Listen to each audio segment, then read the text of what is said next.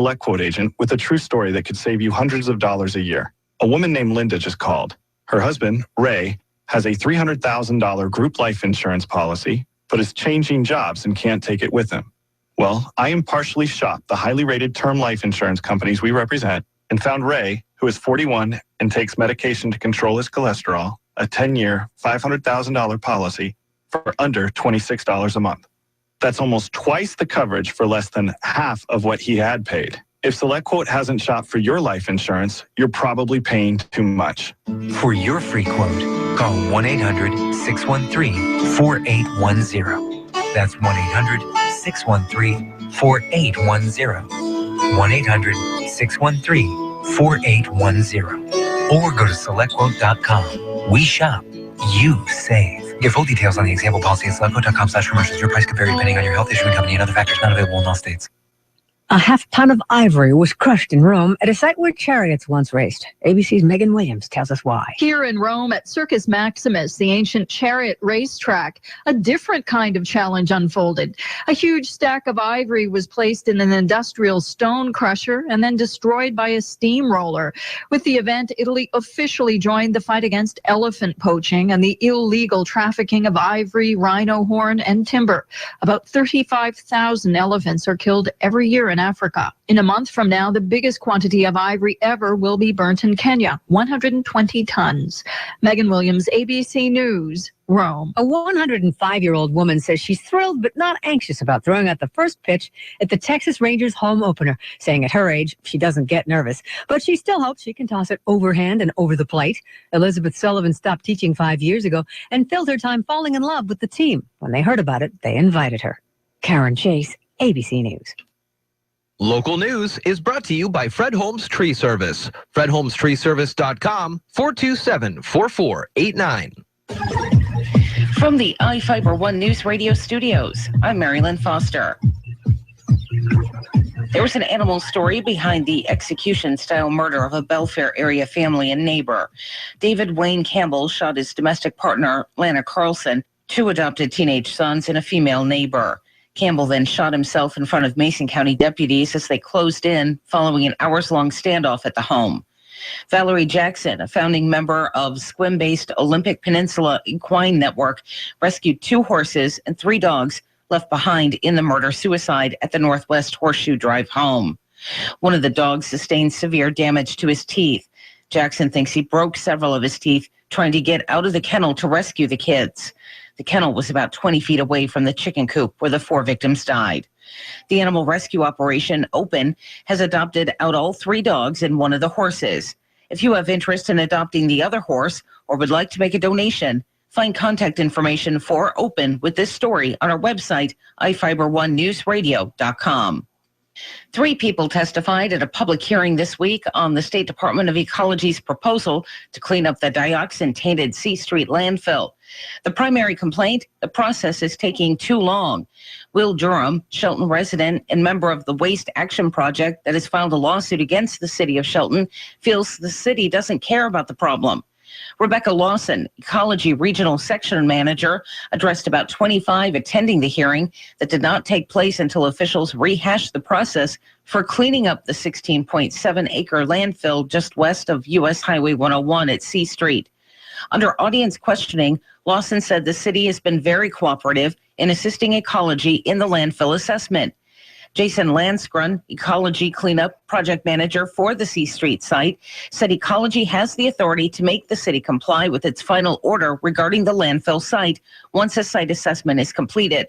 Lawson said about 20 written comments have been submitted to Ecology so far. Find where to send written public comments with this story on our website, iFIBER1newsradio.com.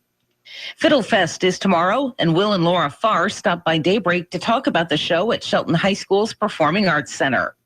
So it's just lots of different people from around the area that have different, play different instruments, fiddles, guitars, mandolins, banjos, piano, vocals, all kinds of things. Yeah, the whole families get involved, and their kids are all playing, and parents are playing. It's great. There are 2 shows tomorrow at 1 and 6 p.m. Tickets are $10 for adults, $5 for children, $25 for families. Learn more at SheltonFiddleFest.com. For iFIBER One News Radio, 1030 KMAS and FM 103.3, I'm Mary Lynn Foster.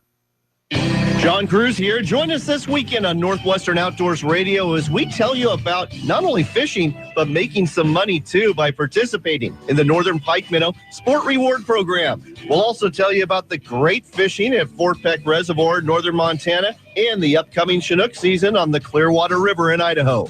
Northwestern Outdoors Radio. Saturdays at 9, Sundays at 10 on iFIBER One News Radio.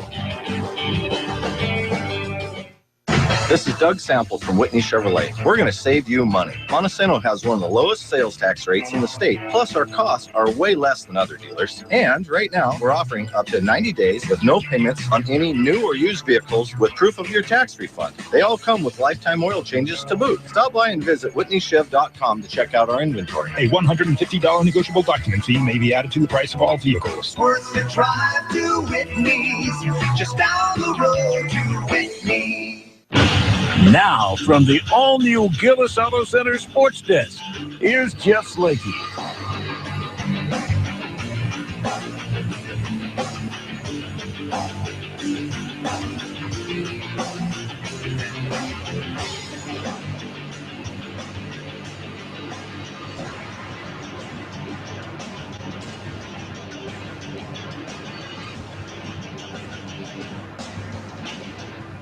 Now I'll bet you we're on the air live and in color for Jeff Slakey, Dale Hubbard, 608, the Friday edition, the brand new look of the Daybreak show. We're going to call it Nightcap.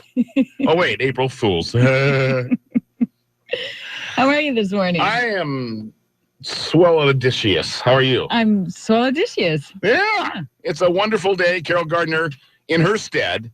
And Dale Hubbard in for Jeff Slakey this morning. And good morning, everybody. Welcome to the sports portion of the program. Now, a lot of sports going on. The Portland Trailblazers won their 6th game in a row. If the season ended today, and it won't, but it will end in about a week, the Portland Trailblazers have qualified for the playoffs this year. They're awesome. Like the number 6 seed. Right. And they probably have like a 0 chance of winning the NBA championship.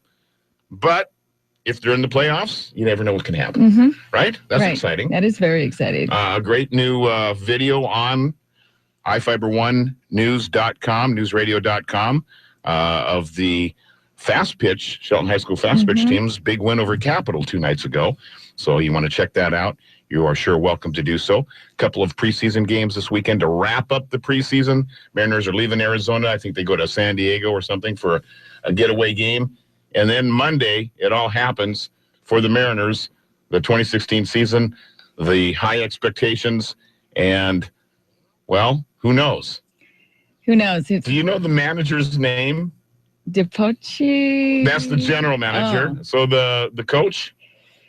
He's blonde. Scott Service. Yes. He's blonde. Service. Yeah, his last name looks like Cervasi or something. Yes, but it's Service, but it's pronounced Service. Yeah. And I think that's the first time I've said his name, like, ever. And the season starts in 2 days. So a new look, a new Mariners, and a lot of optimism as we begin every year at this particular moment in time going, this might be the year.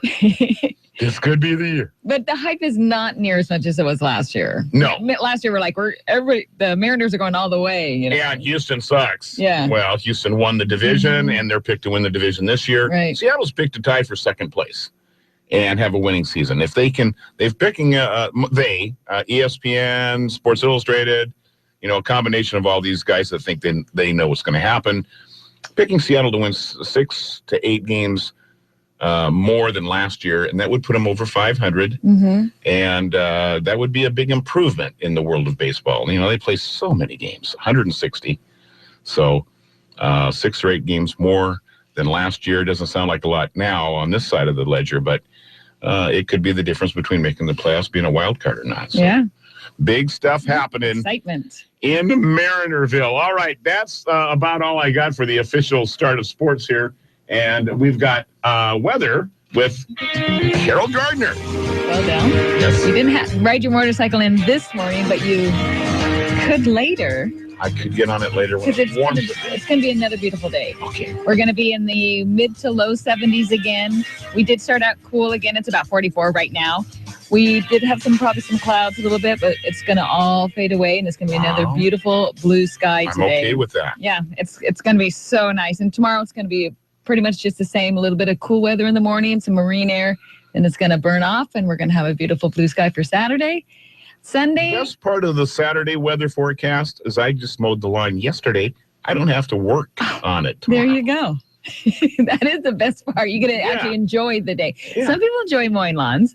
I do enjoy mowing lawns, but I can do some other things now. So you can do some other things. And we're going to have a beautiful day Sunday. Clouds are starting to come in on Sunday, and it looks like the work week next week is... We're not done. All right. We are done. It's 44 right now in the South Sound area. All right, 6:12. We return in just a moment. You're listening to Daybreak on iFIBER ONE Newsradio.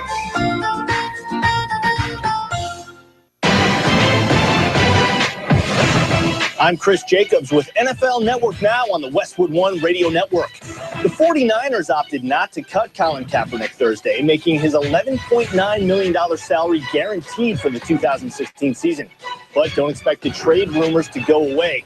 According to NFL Network's Ian Rappaport, trade talks are expected to continue through the draft. Other news around the NFL, Terrence Knighton has found a new home in Foxborough. The nose tackle has agreed to terms with the Patriots after spending last season with the Redskins. And speaking of the Redskins, they've signed veteran tight end Vernon Davis to a one-year contract. The D.C. native tweeted Thursday, "I'm coming home." And the Chiefs have locked up both of their leading rushers from 2015, signing Spencer Ware and Charkandrick West to 2-year contract extensions. This has been NFL Network Now on the Westwood One Radio Network.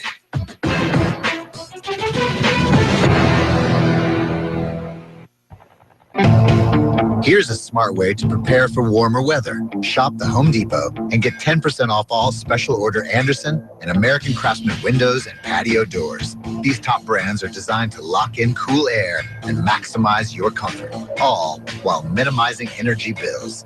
Upgrade to smarter windows and patio doors with 10% off special orders from Andersen and American Craftsman, only at the Home Depot. More saving, more doing. Offer valid through April 13th. At Geico, we've been innovating car insurance for over 75 years with forward-thinking ideas like online quotes and the Geico mobile app. And to prove it, we'll play one of our first radio commercials from 75 years ago. By Jiminy, Geico could save you money on your car insurance, which is what we'll be doing over 75 years from now. Who knows? Maybe with some sort of application that's accessible on a futuristic handheld device. We'll call them online quotes. See? Forward thinking. Geico, saving people money for over 75 years. iFIBER ONE News Radio, 1030 KMAS and FM 103.3 presents Daybreak.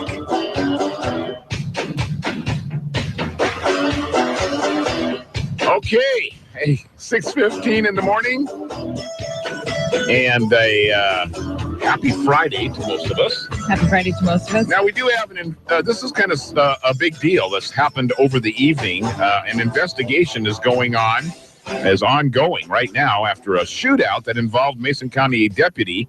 According to the sheriff's office last night, about midnight, a deputy tried to pull over a car, but it didn't stop, and a pursuit began. And at some point, the driver fired shots at the deputy. Now, the deputy wasn't hit.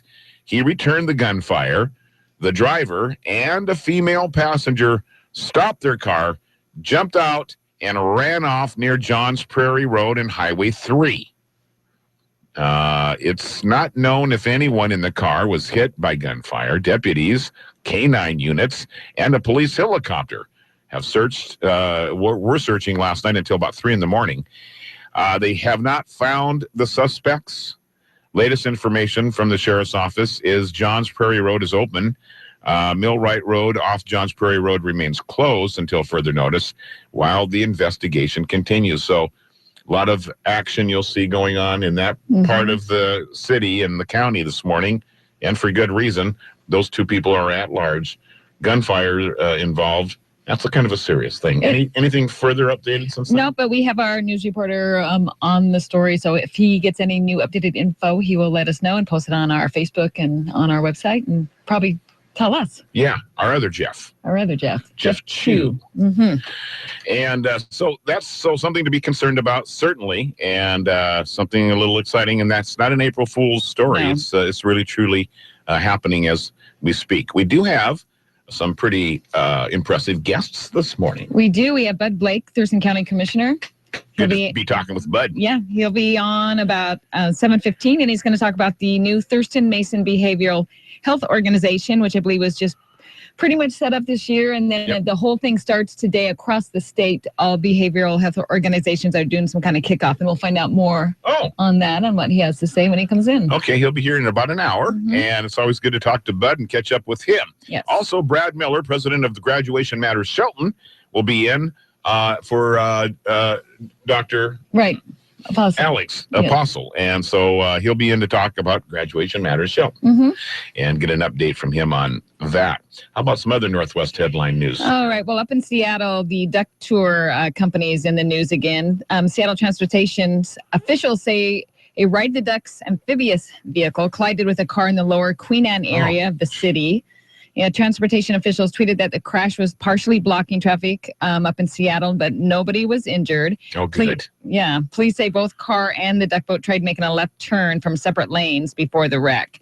And this is a different type of vehicle that was involved in just this accident yesterday compared to the one that was in the September crash that killed 5 international college students and injured dozens of others. And the company was allowed to resume tours in January after altering their routes and adding a second guide on the tours, but they've also admitted to almost 500 safety violations, and they've agreed to pay over $200,000 in penalties to settle a Washington State complaint. It's not good news just to be in another accident so quick. You know, I may be naive. Well, I am naive on a lot of things. I thought the Ducks Unlimited, or whatever it's called, those amphibious tours, was a Seattle exclusive thing. Yeah. Then I come to find during that tragedy last year, I find out that it's a national organization. They got duck tours everywhere. Yeah, I thought also that it was mostly just a Seattle thing. Yeah. And then you find out it's everywhere. Yeah, it is everywhere. Governor Inslee says he will approve a bill allowing the state's largest utility to set aside money for the eventual shutdown of 2 coal-fired electricity plants in Montana. Inslee also said Thursday that he'll veto a section of the bill, though his office declined to specify which section. The Senate bill is 6248, was originally scheduled for action on Thursday, yesterday. But a spokeswoman, Jamie Smith, said that it was moved to today to give staff time to review it. The measure lets Puget Sound Energy create a fund to cover future decommissioning and cleanup costs at the coal strip plant in Montana if the units are closed after 2023. Why is Washington worried about the Montana plants? Well, PSE owns half of units 1 and 2. The governor of Montana, Steve Bullock, said last week he asked Inslee to veto the measure over concerns about its impacts to his state. Inslee said yesterday that he has listened to those concerns but will act in the interest of his state. Interesting. I was like, I know the coal gets shipped over here, but I didn't realize PSE owned plants. Parts, they have some action, have some skin in the game, as they say. Yeah. I'll say. Well, in other electrical news, the state's only nuclear power plant has resumed generating electricity after an unplanned shutdown on Monday. Energy Northwest says that Columbia Station reconnected to the Northwest power grid early yesterday morning, and operators are slowly raising the power level to 100%. And full power is expected this weekend. It was shut down on Monday afternoon when operators received a signal in the control room that an equipment cooling system showed low water volume. Energy Northwest says there was no threat to public health or safety. And that was the first so-called scram for the reactor since 2009. Okay. Do you watch, now I'm going to forget the name of that cartoon, but he's, we'll have to talk about it later because I can't remember what it's called. Okay. Forget it. If it's a cartoon, I probably have watched it. Yeah, you probably have. Okay. A fungal disease has killed millions of bats. And that's of a concern. You say, why are you worried about bats? Because they're nasty little varmints. And, well, they eat all the mosquitoes that are around here. I mean, they serve a really good purpose. They eat mosquitoes and other insects that damage trees and bite you and damage commercial crops, vegetables and fruits. So it's kind of important to keep the bat population up. The U.S. Fish and Wildlife Service said it's the first time white nose syndrome has turned up in the western United States. According to the U.S. Geological Survey's National Wildlife Health Center, they verified the disease in a little brown bat found this month in North Bend. Officials say the news is concerning because the disease spreads rapidly. It has killed more than 6 million bats in 28 states, 5 Canadian provinces, since it was first documented, that is, nearly a decade ago. Wildlife officials plan to monitor the area in our state where the sick bat was found to find out whether other bats are affected. The disease does not affect our animals or doesn't affect people, but the bats are vulnerable to it, and again, valuable because of their, they're eating the mosquitoes and the other insects that are around that bug us. Bug us insects. That they do bug us. And the bees are out also. Have you noticed the bees are out flying around? I haven't noticed bees yet. Oh. So every year at this time, I have bees right around my house. Okay. They're looking for a place to nest, I guess. I noticed they're looking in the wood is what they're looking at. There's 2 great big ant hill populations out at the port where I walk the dogs. Shh, don't tell him. And the ants were frisky yesterday in the sunshine where the sun was warming the ground.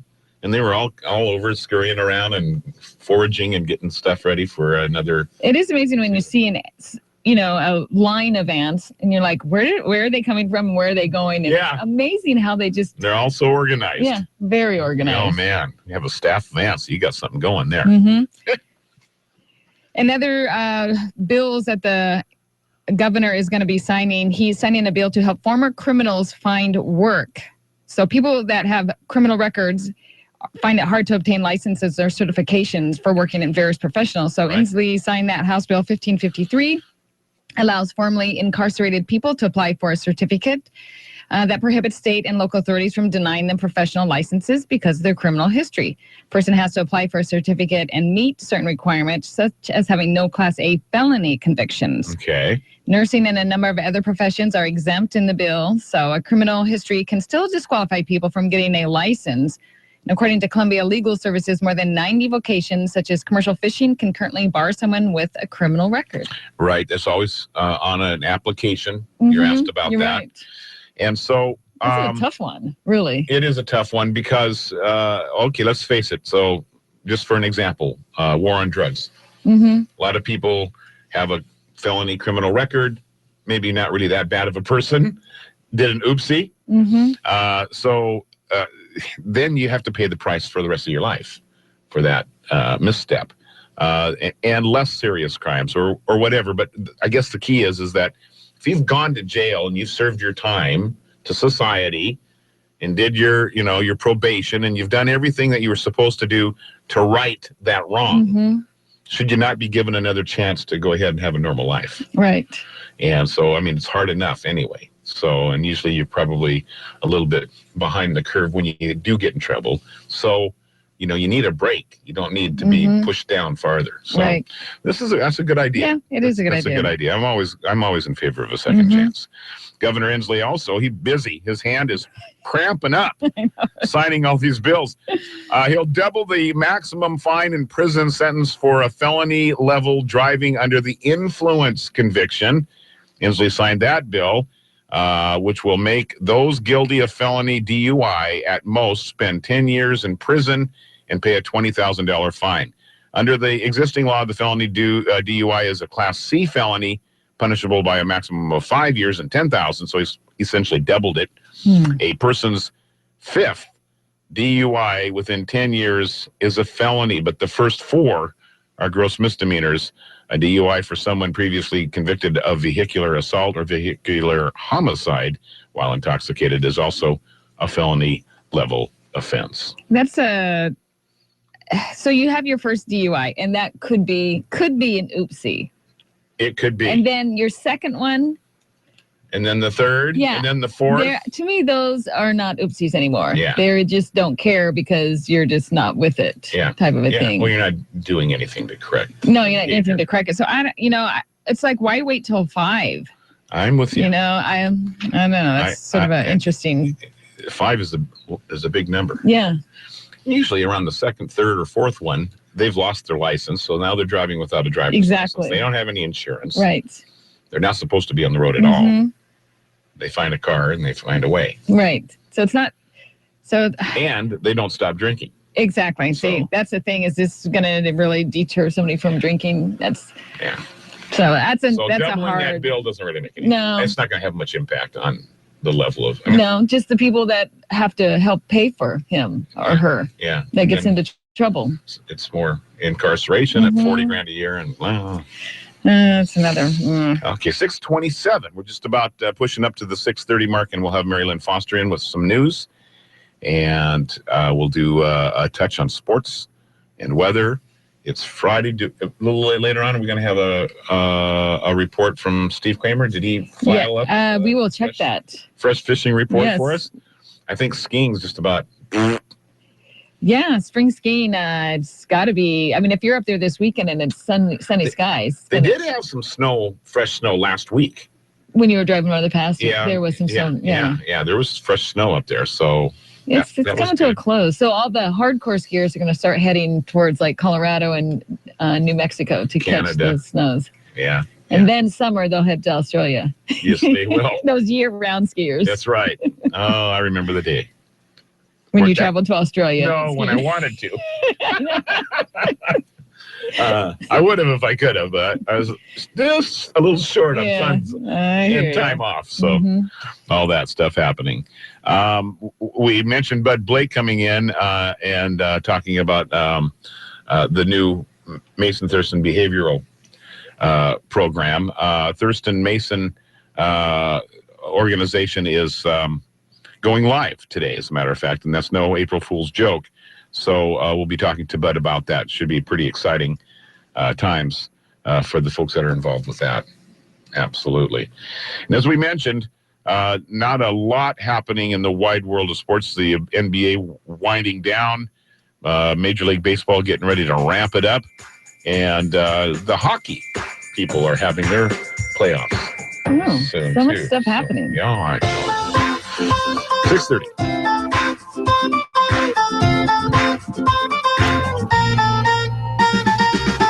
You're listening to Daybreak on iFIBER ONE Newsradio. Local news is brought to you by Shelton Health and Rehabilitation Center. Find them online at sheltonhealthandrehab.com. From the iFIBER ONE News Radio studios, I'm Mary Lynn Foster.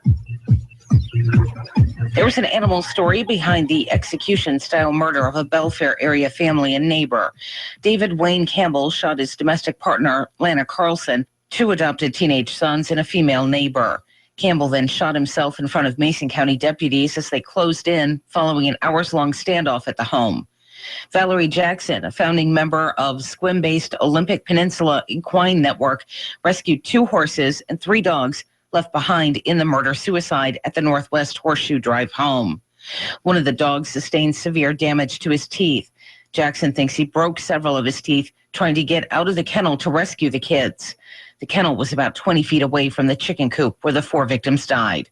The animal rescue operation, OPEN, has adopted out all 3 dogs and 1 of the horses. If you have interest in adopting the other horse or would like to make a donation, find contact information for OPEN with this story on our website, iFIBER1newsradio.com.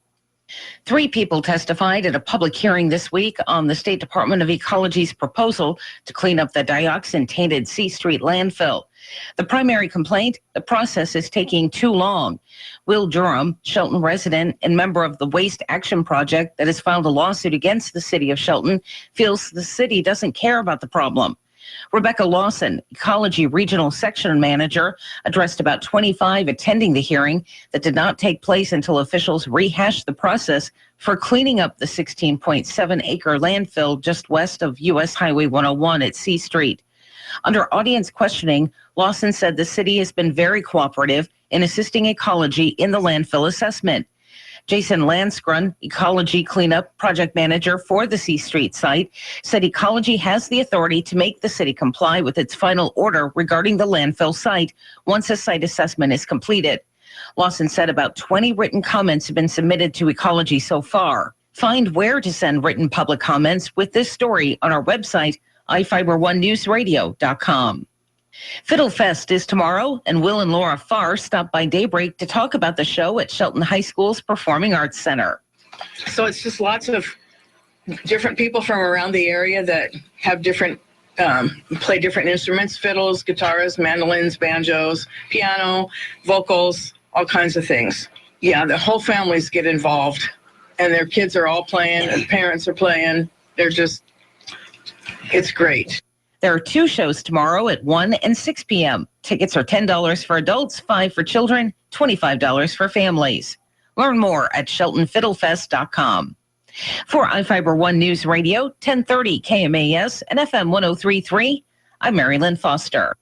Arch Mechanical. Our name begins with affordable. Affordable refrigeration, cooling, and heating. Whether residential, commercial, or food service equipment, your satisfaction is of utmost importance. And with over 30 years of experience, Arch Mechanical Service is backed by a 30-day labor guarantee. Serving South and West Puget Sound, there is no need to pay for one of those big city technicians. Call 360-229-2139. Arch Mechanical. Our name begins with affordable.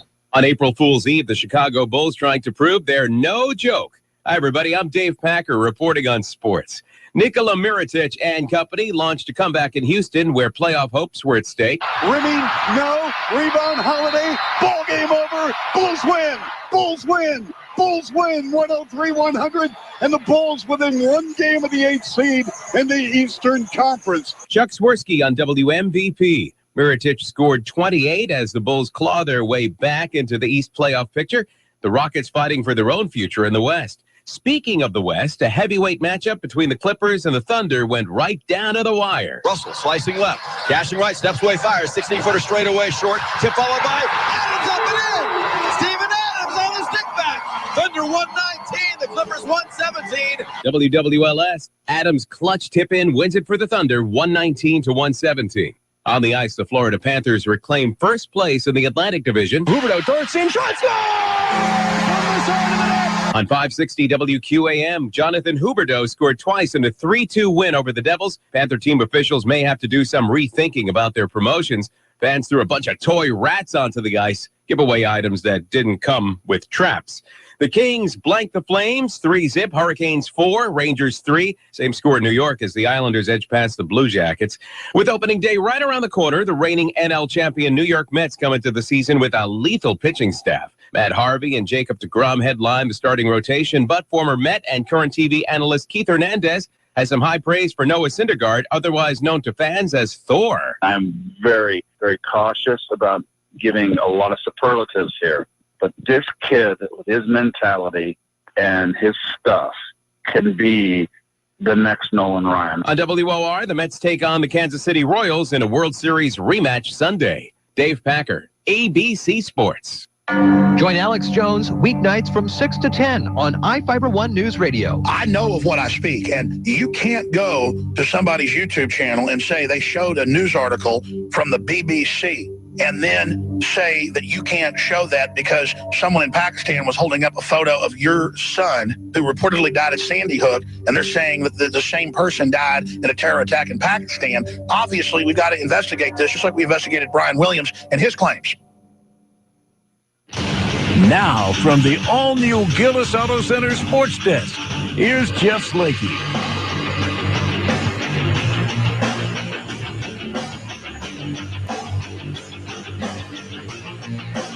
.636. Sports Notes. Dale Hubbard in for Jeff Slakey this morning. Mariners getting ready for the 2016 season. One player of prominence says he's ready to go. That was Hisashi Iwakuma. He made his brash statement, well, through an interpreter. He's getting pretty good, actually. He's speaking pretty well now in English. But Ichiro is still with the Yankees. I don't know where Ichiro went. He was with the Yankees, and he kind of faded a little bit. I don't know if he's retired or not. I know. So we lost track of him. We did. The old 51, the bomber. Mm-hmm. All right. So, but we've got the whole new roster, whole new look. Mariners getting ready for their opener. It'll be on Monday, and they open in Texas against the Rangers for a game series there. And so we won't have a home opener for Seattle until the next weekend after the 4th. So opening on the road with 2 series, and then they'll be home in the confines of the Safeco Field and their friendly fans to greet them. They'll probably try to time things out so Felix or somebody will be the first pitcher that we see at home. I hope so. But that's all kind of subject to how the first few games go, and who knows? Who knows? Kind of crazy. So not a lot of sports. As I mentioned, Trailblazers on a 6-game winning streak, and they are the 6th seed in the West. So they will qualify for some playoff action. We wish them the best, but let's face it, the Golden State Warriors are on a magic run right now, and looking to maybe break the old Chicago Bulls record of the most wins in a season. And if they do that, they will have only lost like 9 games or 7 games all season out of 62. Wow. Incredible, really, when you think about it. And Stephen Curry looks to be MVP again. So until that is all changed, those are the ones to beat, and those are the guys that I'll be looking at. And the playoffs begin for the NBA in about a week. That's about sports news for you. If you locally, our Sean Wells, sports director, did a nice piece on the Shelton High Climbers win over Capital in fast pitch a couple of days ago, and that's posted up on iFIBER ONE Newsradio.com, and you can check that out if you're so inclined. And we encourage you to do that. A beautiful day today and a pretty good-looking weekend. Here's Carol Gardner. It is going to be a beautiful day today with temps in the low 70s. If it's anything like yesterday, which it's going to be, and a little warmer, yeah, it's going to be awesome. We're starting out, not too cool. I mean, we were really cool the last few days ago, but it's only about, mild 44 right now. Yeah, that's warmer because we were down in the 30s. Yeah, we were down in the 30s. Right? Yeah, it was crazy. So we are, there might be some few clouds floating around, but it's going to decrease, and we're going to have sunshine. Same tomorrow, some low clouds, maybe some marine fog rolling in, but then it's going to clear up to sunny skies. And it's going to be a little cooler, though, on Saturday, not as much. And then Sunday, it'll be sunny, and then we're going to have some clouds increasing in the early evening with some possible rain overnight. But that's next week. We got the whole weekend to enjoy. Right now, it's in the mid-40s in most of the South Sound region. Okay, thank you. 6:39. Now, from the iFIBER ONE News Radio studios, it's Daybreak. Providing local news, sports, weather, and interviews to the South Sound's most important people. You, from business leaders to politicians, from activists for change to advocates for the poor. Your neighbors and newsmakers are here on Daybreak. Are we live? We are. Good morning, everybody. I'm Carol Gardner, along with Dale Hubbard. As you probably heard off the air, we're going to mention it again anyways. Sitting in for Jeff Slakey. I am. And it's no joke. Dale is here. We don't just have a blow-up of him sitting Getting up early is no joke. It's weird getting up early all the time. Then not getting up early. Yeah. Now, what time do you go to bed at night usually? Well, I am one of those kind of people that have to have 8 hours, or I'm just like... Useless. So... if I get up at 3:30 or 4, because, I'm like, I can sleep another half an hour. So then at 7:30, between 7:30 and 8 is usually when I go to bed, and it's totally light out. But I just tell myself to just close my eyes and go to sleep. And it works? Mm-hmm. Yeah. As long as you don't take a nap during the afternoon, right? Yes. And so that screws me up if I stay up way too late and then I don't have enough time and then I take a nap. It just creates this mess. Yeah. It is a hard it's hard to get used to. Mm-hmm. And so we kind of make fun of it a lot about this getting up early thing. But I also have found, though, doing it for so many years, it really is still part of my DNA. Right. So this morning didn't seem so unusual. I didn't get up quite as early as you, 4:30. Yeah, I kind of got a system. So fall out of bed and throw some water in my face and away I go. But every day it gets to be kind of because now when the daylight, you hate going to bed when it's still daylight. Yeah, there's so much Birds to are do. tweeting Yeah. and people, you can hear neighbors talking or whatever. Barbecue smelling. Yeah. Yeah. Well, see ya. I gotta go to bed now. So I mean, it just doesn't make any sense. Mm-hmm. So summer is the toughest test. Yes, it is. Did you work a graveyard shift also during your career? Oh gosh, yeah. For about 5 years or longer, I did the midnight to 5 or 5:30 shift. Interesting group of people that does graveyard. Whole new culture. Yes. A lot of people. The nocturnals, I call them. Crazy. You're listening to Daybreak on iFIBER ONE Newsradio. Did you ever look at the stains in your coffee cup and then realize that's exactly what happens to your teeth? Paraswabs is the 5-minute solution to get your teeth white without visiting the dentist. This is John Greenhut, the CEO of Paraswabs. And if your teeth are stained from coffee, tea, or smoking, all it takes is 5 minutes with Paraswabs. In 5 minutes, you'll see an average of 2 shades whiter teeth, and in 7 days, 6 shades. It's clinically proven to whiten natural teeth as well as caps and veneers. The secret is a tooth detergent that was developed by Dr. Martin Ginniger that lifts stains off of your teeth. Best of all, there's no messy strips or trays that you have to leave in your mouth for an hour. Just swab your teeth for 5 minutes and you're done. To try Paraswabs risk-free, call 1-800-928-7113. That's 1-800-928-7113. I guarantee your bright white smile will have your friends, family, and coworkers talking about how great you look. Try it risk-free today. 1-800-928-7113. That's 1-800-928-7113. It's hard to watch a tree die with no visible cause. What's under the ground may be the culprit. Hi, I'm Jody Henke. A tree can be choked by its own roots as you're living the country life. Living the country life. Ideas and inspiration for your place in the country.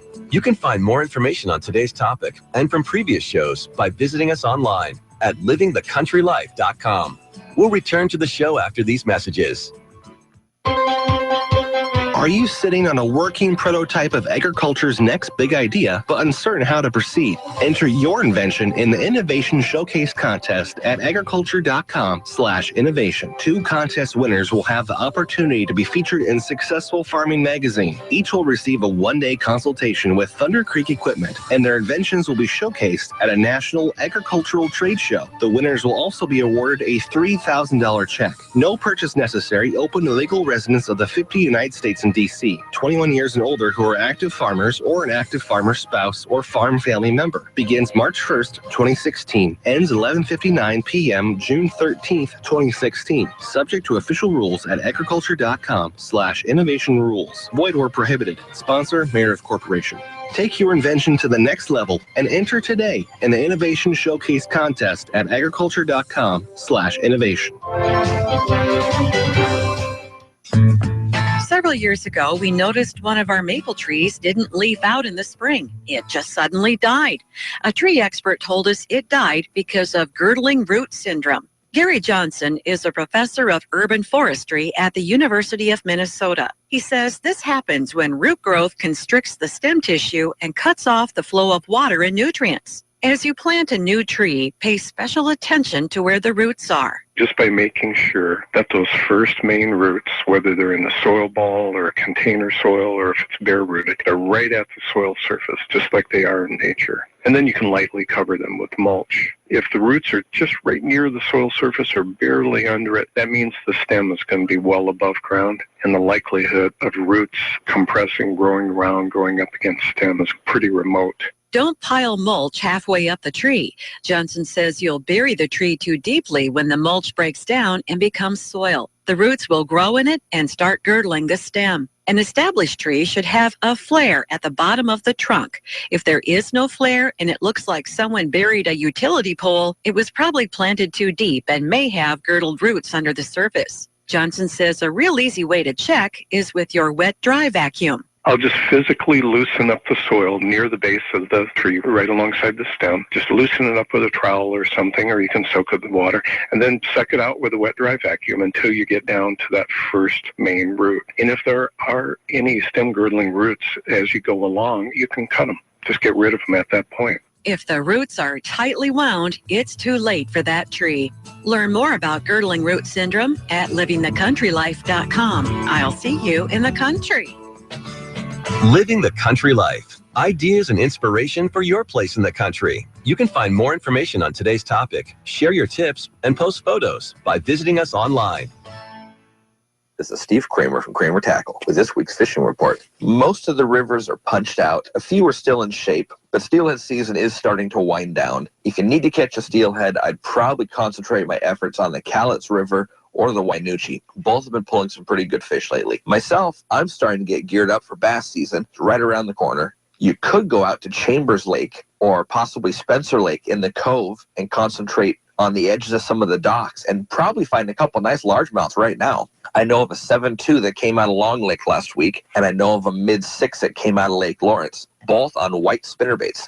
So it's time to start gearing up for that. If you want some trout, you can hit a few of the local lakes that have been stocked. Offutt Lake in Olympia was stocked with 900 oversized cutthroat. They're very pretty fish and super aggressive. So if you can, please take a kid fishing and make sure you check out the recreations page at iFIBER1.com. And don't forget my site, KramerTackleandGuide.com. This has been Steve Kramer. Thanks for listening and good fishing. Time now for your latest KMAS ski report. We had a fairly snowy start to the week, but now we have golden sunshine and mild air for the remainder of the weekend. A great one to get outdoors and enjoy all the deep snow at Summit Central.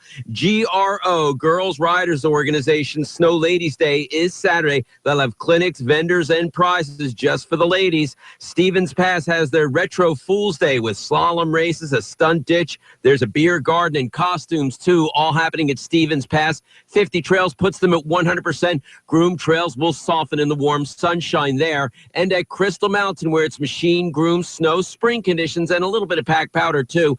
Mission Ridge on all 43 slopes. Summit at Snoqualmie West, 92% with soft spring conditions. Summit East returns Saturday. Mount Bachelor and Mount Hood Meadows, both with 88 trails in Oregon. Bank Slalom at Mount Hood Meadows Saturday. I'm Chuck Devine for KMAS News Radio, AM 1030, FM 103.3.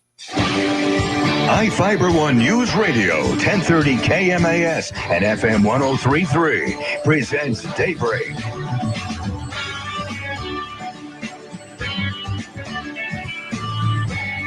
$6:49 on this Friday, the first day for Fools and Others of April.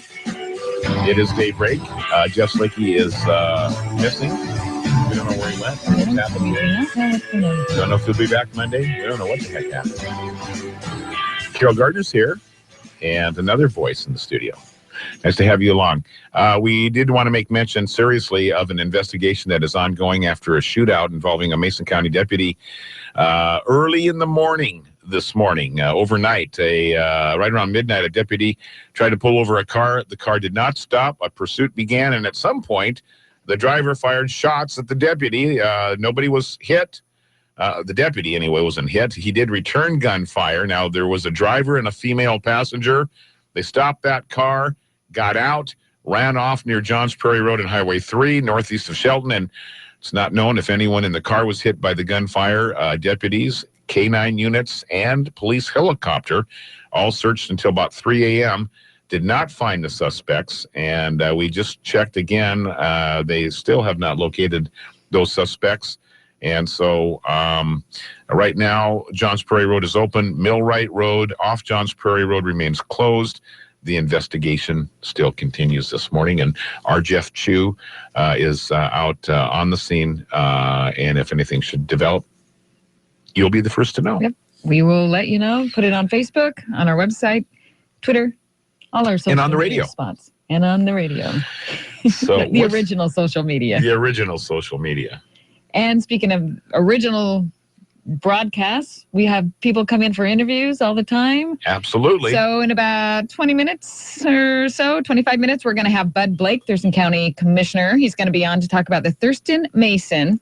It's a dual county behavioral health organization. Yes. And fine organization. Yes. And so he's going to come in and tell us all about it. And there's going to be a big behavioral health organization, BHO, kickoff starting today across the state. And he's going to tell us all about that as well. Yeah, that begins today. And it is, as they say, it's going to go live today. And it's a regional organization. And what it is, the TM, Thurston Mason, BHO, it helps people not be so reliant on jails and emergency departments as far as managing your dependency and staying out of trouble and not having to do jail time, but rather, just be monitored and be accountable. And there's a special group of people who have looked at this segment, mainly veterans, to make sure that they could possibly get on with their lives without being incarcerated. Right. Because it's like we were sort of talking about the second chances. Once you go to jail, you sort of start down a path that can be hard to get out of. Oh, absolutely. If you do not have to go to jail, though you do have to pay your time for your crime, if there's an alternative way to do it, then I'm guessing this is what it's going to help those people with. Yeah, very important. It's a passionate topic for Bud Blake. Mm-hmm. He's, of course, a retired military veteran himself. And so he was very front and center in the development of all this. We are appreciative that he's included Mason and Thurston together in this. And so we'll talk to him at length this morning in about 25 minutes about that. I'm sure they're very excited as it goes green. It goes live today. So they're excited and we'll be excited with him. Absolutely. Also, we'll have an update on some sports news for you here in just a few moments. Our headline story about the two missing folks from the car and the gunfire and all that is about the top story in Washington this morning. Right. It's pretty sleepy morning as far as the news headlines are concerned. There was another duck tour vehicle involved in another car crash in Seattle. This time, fortunately, nobody injured, seriously or otherwise. And according to transportation officials, the crash partially blocked traffic on 5th Avenue near Mercer Street yesterday afternoon during rush hour, of course.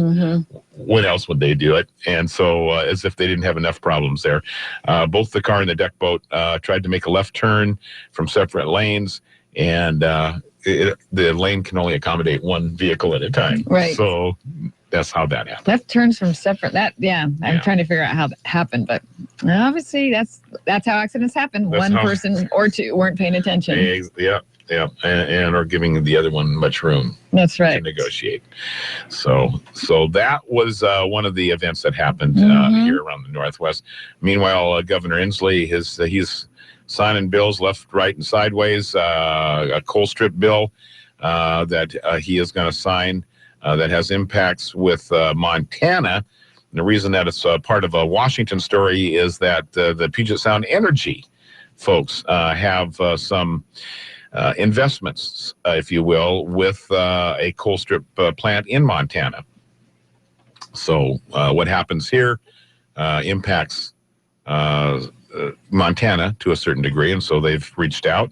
The governor did last week to ask our governor to veto the measure. Our governor said that he's listened to the concerns and will act in the interest of Washington. He's the governor of Washington, so that's probably who he needs to pay attention to. We would like to think so, yeah. And the state's only nuclear power plant resumed generating electricity. There was an unplanned shutdown on Monday. They said that they started reconnecting to the Northwest power grid yesterday morning, and operators are slowly raising the power level to 100%. It should be full power this weekend. Oh, good. And it was shut down Monday because they received a signal in the control room that an equipment cooling system showed low water volume. They said there's no threat to public health or safety, and it was this first so-called incident on the reactor since 2009. Okay. And so the thing I was thinking of earlier was Homer in The Simpsons when he sits in that room and he watches all the buttons. Yeah. And I imagine if somebody's there watching the buttons, they're like, oh no. Everybody should be comforted in knowing that probably most nuclear reactors in the country are not monitored by a Homer Simpson. Although that is a good visual. Yeah. Yeah. And I'm sorry to the person that's He's usually sitting got there. his feet Oh, up he has and a good- donut box. Yeah. And, it's just hilarious. And I'm sure it's much more professional at these places. They caught it Or is it? They caught it in time and they shut it down to check it out and checked it out. And it wasn't, it was just low water volume, which, you got to have water to cool those things. The official word from Hanford was, that can't be good. A fungal disease that has killed millions of bats has been confirmed here in Washington State. The U.S. Fish and Wildlife Service said yesterday it's the first time white nose syndrome has turned up in the western United States. The U.S. Geological Survey's National Wildlife Health Center verified the disease in a little brown bat found this month in North Bend. Officials say the news is concerning because the disease spreads rapidly and has killed more than 6 million bats in 28 states and 5 Canadian provinces in the last 10 years. So we'll monitor that as it develops. Yeah. Going to break away for the old farmer and news next. You're listening to Daybreak on iFIBER ONE Newsradio. Smauer, CNBC Business Radio. Stocks begin the new quarter in the red after some dismal manufacturing data from Japan and another slide in oil prices. The Dow's down 81 points, the Nasdaq lower by 19. The U.S. economy added a better than expected 215 jobs to the nation's payrolls, but in a separate survey, unemployment edged up 5%, and average hourly earnings rose by 7 cents last month following a slight drop in wages in February. Marriott is the winner of the bidding war for Starwood Hotels. China's All-Bang Insurance Company has abandoned its $14 billion offer for the owner of brands like Westin and Sheraton. And the three major automakers reporting their March sales this morning, all were up, but the numbers came in slightly below forecasts. Once again, stocks are lower. I'm Chris Mauer, CNBC Business Radio. Top shelf, the good stuff. It's harder to reach for a reason. You don't get it for just anybody, but your baby isn't just anybody. So this month, Napa is making the good stuff a little easier to get with Castrol Edge Full Synthetic Motor Oil for just $5.79 a quart. So go ahead, treat her right, and get Castrol Edge for $5.79 a quart. She'll thank you later. That's Napa know-how. General states pricing. Sales prices do not include applicable state, local taxes, or recycling fees. Offer expires 4/30/16. If you wear uncomfortable boots, they'll end up hurting more than just your feet. They'll hurt your head when you stand up underneath a 2x4 because you're not paying attention. And they'll also hurt your pride when you get fired for accidentally knocking over a row of portable johns, which will hurt your chances of ever moving out of your mom's basement. When your feet hurt, your work suffers. So get the Timberland Pro Boondock Work Boot. Anti-fatigue technology and a 30-day comfort guarantee. Visit your local Timberland Pro retailer to get a pair. Dave Ramsey helps you handle your money. Weekdays from noon to 3 on iFIBER ONE News Radio. AM 1030, FM 1033, KMAS Shelton. Here's the latest from ABC News. I'm Karen Chase. No school today for 400,000 public school students in Chicago, where teachers are walking picket lines outside the buildings, demanding better salaries and education funding. Randy Weingarten, president of the American Federation of Teachers, says the world is watching. Educators throughout the country are watching and standing in solidarity with Chicago parents, students, educators, and fighters for a living wage. California legislators yesterday passed a law raising the minimum wage to $15 an hour by 2022, even though critics argued it'll reduce jobs because employers will cut rosters. Virginia State Police are investigating the shooting death of one of their own. The gunfire erupted at the Richmond Greyhound station, where police were conducting an anti-terror exercise. ABC's David Curley has details. The trooper approached this suspect right inside the doors. They had about a 30-second conversation. All of a sudden, according to police, the suspect pulls a weapon, fires several times at close range into the trooper. He later died at a hospital. Two other troopers fired back at the suspect, who retreats into the bathroom. He was hit a couple of times and later died of his wounds at the hospital as well. The motive is a mystery. Good news in the government's March jobs report. Employers added 215,000 new positions, many in construction, healthcare, and retail. While the overall jobless rate edged up to 5%, it's only because more people started looking for work. Days of cleanup and damage assessments are on tap in Mississippi, Alabama, and Louisiana after a string of tornadoes stormed through. North Carolina Governor Pat McCrory says he appreciated the opportunity to meet and talk calmly with gay rights activists. They brought him a letter signed by 100 corporate executives urging him to repeal the state's new law limiting bathroom options for the LGBT citizens. Activists declined to describe his response. A Florida election official is re-examining the mailing list after a registration flyer was sent to a home addressed to a dead cat. This is ABC News. Are you hiring? Do you know where to post your job to find the best candidates? Posting your job in one place isn't enough to find quality candidates. If you want to find the perfect hire, you need to post your job on all the top job sites. And now you can. With ZipRecruiter.com, you can post your job to 100 plus job sites, including social media networks like Facebook and Twitter, all with a single click. Find candidates in any city or industry nationwide. Just post once and watch your qualified candidates roll in to ZipRecruiter's easy-to-use interface. No juggling emails or calls to your office. Quickly screen candidates, rate them, and hire the right person fast. Find out today why ZipRecruiter has been used by over 400,000 businesses.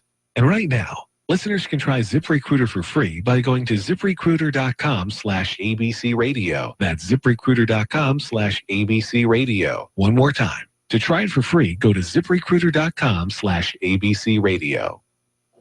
One of the matchups at the NCAA semifinals pits Villanova against Oklahoma. ABC's Todd Ant has a look ahead. Villanova coach Jay Wright, like the coaches at Oklahoma, Syracuse, and North Carolina, are trying to keep their players grounded. These guys are so fired up about they want to win. Not easy when the spotlight is burning bright this weekend. It's trying to keep them focused on basketball, keep them focused on being humble. Coaches at home would probably say, enjoy. This is once in a lifetime. You know, when we teach these guys all the time, life's not about you. You know, it's about what you do for others. We talk about that all the time, but then you come here and all we do is talk about ourselves.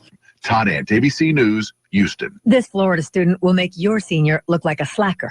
Mimi Mallory of Mosley High School in Lynn Haven has a GPA of 4.6. She was accepted to 11 colleges and offered a total of more than $1 million in scholarships. The University of Alabama offered full tuition and Furman $100,000. She ultimately chose her dream school, Southern Methodist University, which gave her $166,000. Karen Chase, ABC News. Local news is brought to you by Fred Holmes Tree Service. FredHolmesTreeService.com, 427-4489. From the iFIBER ONE News Radio studios, I'm Marilyn Foster. There was an animal story behind the execution-style murder of a Belfair area family and neighbor. David Wayne Campbell shot his domestic partner, Lana Carlson, 2 adopted teenage sons, and a female neighbor. Campbell then shot himself in front of Mason County deputies as they closed in following an hours-long standoff at the home. Valerie Jackson, a founding member of Sequim-based Olympic Peninsula Equine Network, rescued 2 horses and 3 dogs left behind in the murder-suicide at the Northwest Horseshoe Drive home. One of the dogs sustained severe damage to his teeth. Jackson thinks he broke several of his teeth trying to get out of the kennel to rescue the kids.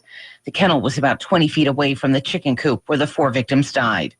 The animal rescue operation, OPEN, has adopted out all 3 dogs and 1 of the horses.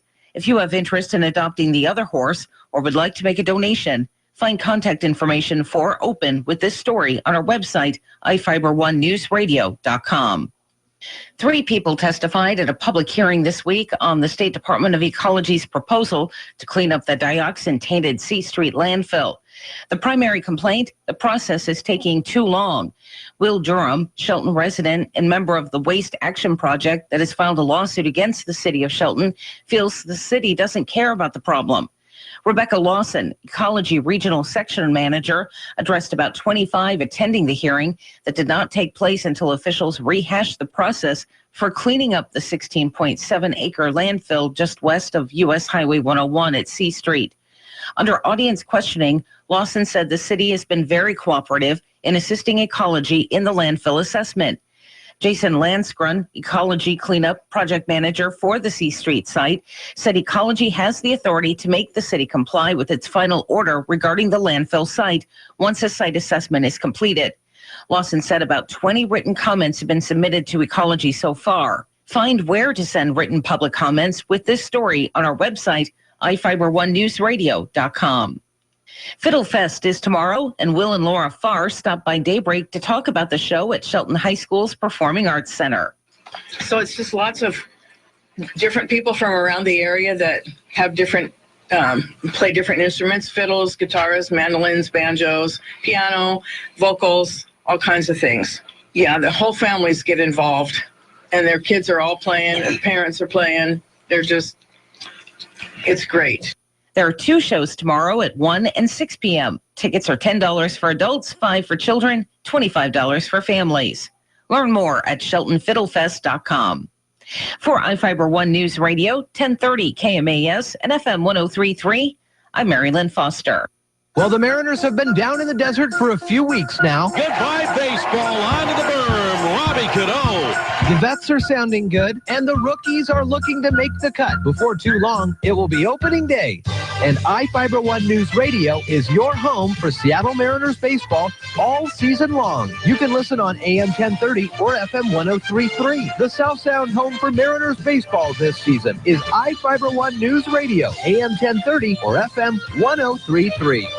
Ascend Roofing Company in Shelton's on top of it. 868-2730. Roofing work that speaks for itself. Hey, just a little note to say thank you for the outstanding work that you, Dennis, and especially Jorge and the crew performed for us on our roofing project. On a scale of 1 to 10, we rate it at 10.5. It was a fantastic feeling from start to finish. Your company is a first-class operation and will definitely give your name to all of our friends and family if they're in need of your services. You could be the next happy customer by calling Ascend Roofing. 868-2730. Now, from the all-new Gillis Auto Center Sports Desk, here's Jeff Slakey. And good morning, everyone. Is that what Jeff Slakey said? That's, I just don't know. Sometimes he says that, sometimes he says it's 7:08. Okay, 7:08. I'm Jeff Slakey doing my Dale Hubbard impersonation this morning. April Fools. Hey. Yeah. All right, sports notes for everybody this morning. The Sprint Cup race is going to Martinsville, Virginia. Qualifying taking place this afternoon. A year ago, the winner was Denny Hamlin. Jimmy Johnson won the last race on the circus. Jimmy Johnson. And second round of the first major of the year in women's golf is on tap today in Rancho Mirage, California. The lead at the end of the first 18 holes of the ANA Inspiration Tournament was shared by Azaria Munoz and Al Miyazato.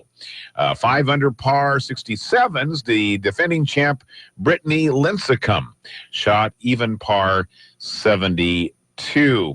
I was talking off air with Carol. There is a young lady, a sophomore from Ephrata, that was invited to try to qualify for this major event on the LPGA Tour. I don't know how she's done, but what a great honor. She's only a sophomore, but by the way, as a freshman, she won the state of Washington golfing championship in high school last year by a whopping 20 strokes, which was a state record. Her first name is Kennedy. Can't recall her last name, but she is really spot on in the golfing game and shoots about a 2 handicap. And again, she's only a sophomore. She's got a good future ahead of her. The NIT is over, Carol, and so the 69th best team in the country is George Washington. George Washington got 18 points from Kevin Larson, and they won last night the NIT, the National Invitation Tournament. This is the tournament. Kennedy Peters, that's her name. And so the win, by the way, for these guys was the NIT is the next group of schools invited after the first 68 are invited to go to the NCAAs. Then there's another 32 schools that get invited to this NIT, and that's the winner of that. Nice. Yes, Kennedy Peters invited to the ANA Junior Inspiration, and we don't know how she did. No, we don't know but yet. We sure wish her the very best of luck. We did a special story on her in Ephrata on our iFIBER1.com news site over in Central Washington last week, and she's a special young lady. Man, it is pretty impressive. And the Player and Coach of the Year awards were announced yesterday. Michigan State's Denzel Valentine, Top Player of the Year, and Bill Self of Kansas got the Top Coach of the Year. It's the second time he has been so honored. By the way, the Washington Huskies, we don't want to lose track of them. The Lady Huskies going to the Final Four for the first time in the school's program, and we wish them the very best. That would be so awesome if they could win the national championship. Yes. Holy cow. Because that's their first time ever, right? Right, to make it to the Final Four. Yeah.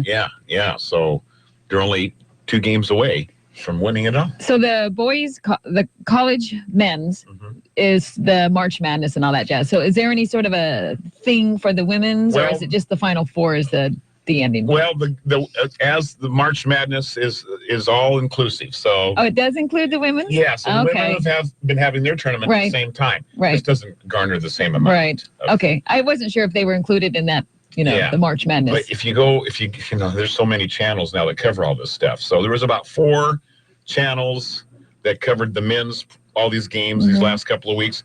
And there was another set of channels, and some of them shared coverage. The women got plenty of coverage, and they will be having their championship too. Awesome. So it is exciting. It's good stuff. So there's that. That's sports. We got weather, which is talk about championship. Oh, yeah. Championship weather forecast going on. We got some good weather. It's going to be another beautiful day, similar to yesterday, but warmer. Okay. Are we ending? Yeah. All right. Right now it's about 44 in the South Sound. It's going to be a beauty this weekend. Yeah, it is.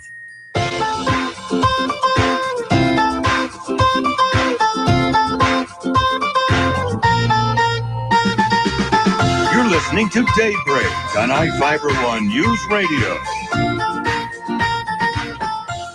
When will I get my refund? I'm ABC's Richard Davies with today's tax tip. If you're owed money by the IRS and want it quickly, file an electronic return. You can get your refund back generally within 20, 21 days versus maybe 4 to 6 weeks if you paper file the return. Bob Meehan with the tax prep firm TurboTax. Accountant Janice Heyman says, if you want to find out more about money you're owed, go to the main page at irs.gov and look for Where's My Refund? And it's right on their main page.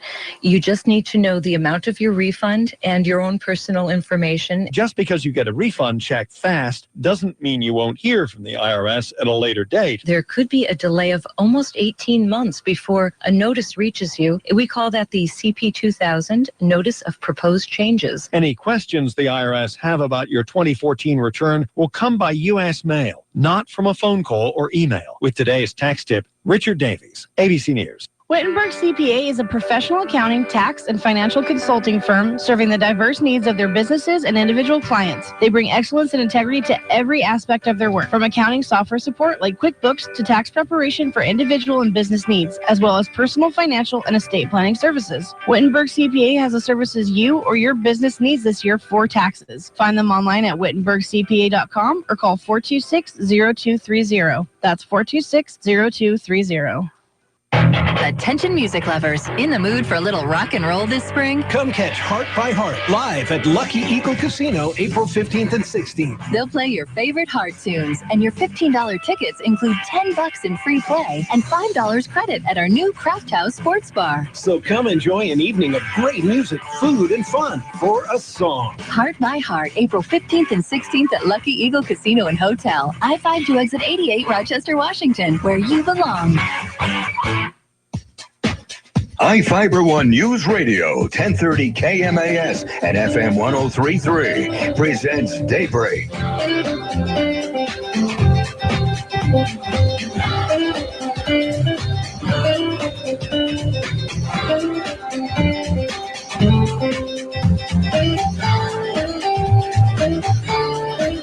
It is 7:15 on the dot. That is perfect.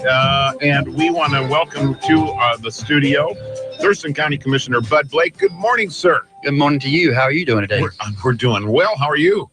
Oh, I am much, much better now than here at KMAS and back in Mason County, and be able to, I feel at home here, and it's just a great place to be. So, Always yeah. a pleasure to have you with us. That is absolutely sure. Yeah. Kind of a big day for a pet project of yours. Oh, yeah, absolutely. And in fact, it's ours because as I've kind of commented on in the past, last year, that the new formation of a behavioral health organization, which is called simply the Thurston Mason Behavioral Health Organization, really starts off today. It's our first day. It's the inaugural. And so it is a great time in the history of Thurston and Mason County. And what it does is addresses the whole aspect of chemical dependency and mental health, and just how we go about helping those individuals out in our communities to be able to bring them in, get the help they need, and then actually put them back into the communities. Because as you know, hospitals and jails are not really the place to put or settle people into unless they absolutely need to be in the hospital or absolutely need to be in the jails. So we need another mechanism in our community, and this whole behavioral health organization is really the key to that. And it's not just here in, say, the Thurston Mason area. Just to kind of give you a background on it, it's really a nationwide movement to start finally addressing the whole aspect of mental health, taking it head on, take the fear and the stigma out of it, and addressing it as far as being a part of a solution to our community. And it's just kind of, I won't say hitting western states, Washington, because there are another 15 or 20 behavioral health organizations throughout Washington state.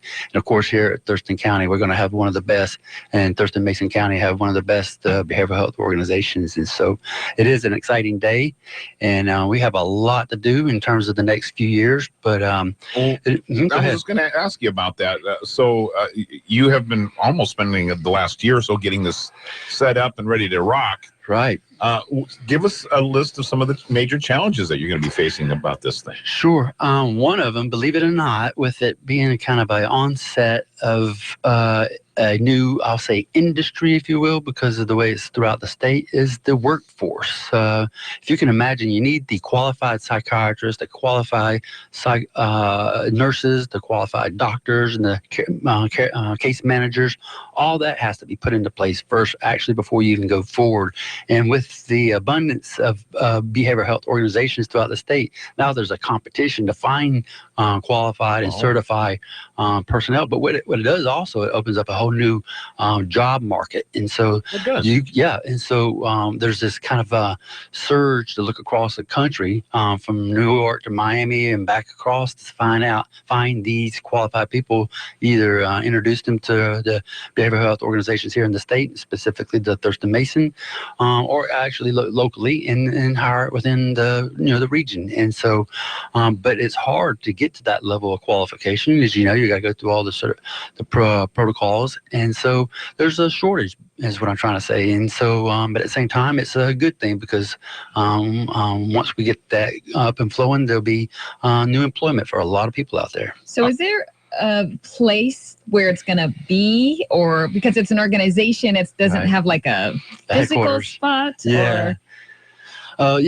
So there's not a true headquarters, if you will. Although right now we base it out of the Thurston County Courthouse, our facilities right now. Commissioner Jeffries from Mason County, she sits on the board with myself and Commissioner Wolf. And so as of yesterday, when we met yesterday for our board meeting, we kind of put it there. Although in June we're bringing it up to Mason County, there are board hearings, and so we'll put that on the road, so to speak, so that people can become more involved with it as they wish, to see how it is a separate legislative entity on its own. So it's open to the Transparency, Open Public Hearings Act, and all those kind of things that go along with being a government entity. But there's really the starting point is that if you had to name a place, is the Thurston County Courthouse, so we can just get started. Then we'll bloom and blossom as we need. Talk to us a little bit, Bud, about the need. And you're mentioning the recruitment of the qualified people to help in this arena. Mm-hmm. Talk to me a little bit about what kind of workload awaits them. How many people are you involved with right now through the system that you're taking care of? Yeah, or hope to take care so I don't know the exact numbers of every single person on the staff because they're kind of growing, but we have about 12 to 15 on the Thurston side of it, another 4 or 5 on the Mason side. And so just that staff alone, I'm looking at hiring another 15 to 30 just to fill out that staff component, the administrative portion of that. Yeah. And the reason why is because of the contracts that we're going to administer out to what we call the providers, those that handle, say, on the chemical side or the mental health side, and especially more on the mental health side. They'll be handing those contracts and making sure that the oversight's there, the auditing that happens, and the return on the value of those dollars and those contracts that go out to the providers, making sure we get what we want in terms of the quality care and providership there. So, yeah. And how many people, I know it's a rough number. Yeah. It's a fluid number. People that need these services. What's the population? Oh, we're into at least the 8,000, with the two counties combined, about 8 to 10,000. When you look at anything from, say, schizophrenia to PSD to even codependency, say where a person is chemically dependent and they're a mental health recipient. So, and then you have that in itself. So 8,000 people have touched the system in that kind of a capacity at some juncture right now. Right. And that's what we're looking at as far as being able to bring it back into a full spectrum solution as far as communal development. So, yeah. Oh, my goodness. Mm-hmm. Is there some permanent facilities for some people that need that, away from a jail, away from a hospital, a transition place? Sure. So I'm glad you brought that up. Thurston County is also finishing up what they call the triage. We already have an ENT, which is 16 beds for mental health, and then we have another 10 beds that are coming with the triage center. So I think that's what you're alluding to. Mm-hmm. Yeah, and so that'll help as far as one of those tools in the toolbox to be able to, when, say, a police officer arrests and it doesn't look like he or she needs to go to jail, we can do what we call the diversion, take it to the triage or the ENT, and then from there we put a case manager to them, and then they put them back into the community with housing and what have you behind them and all those services. And then we hope to do that with Mason County too as a whole, and have that balance going back and forth. Mm-hmm. Wow. So a lot of people are involved in facilitating it, but a lot of people can stand to benefit from this. Oh, much so. Yeah. It helps economically, helps communities with safety, and just brings good, wholesome life to each subdivision, suburb, the rural community, and the urban community as a whole, all three of them. Mm-hmm. Wow. And, oh, by the way, it's not your local tax dollars. This is all state funded, and it's not an unfunded mandate by no means. It's already programmed out for the 5 to 8, 10 years right now, as far as we can see. Okay. So it doesn't come a penny out of your tax dollars, your local tax dollars, in terms of those kinds of things. And nothing additional coming down the road. Nope. So it's again, going back to a good, serious conversation about how you address mental health and chemical dependency, and taking it to a next level as far as care and leadership with it.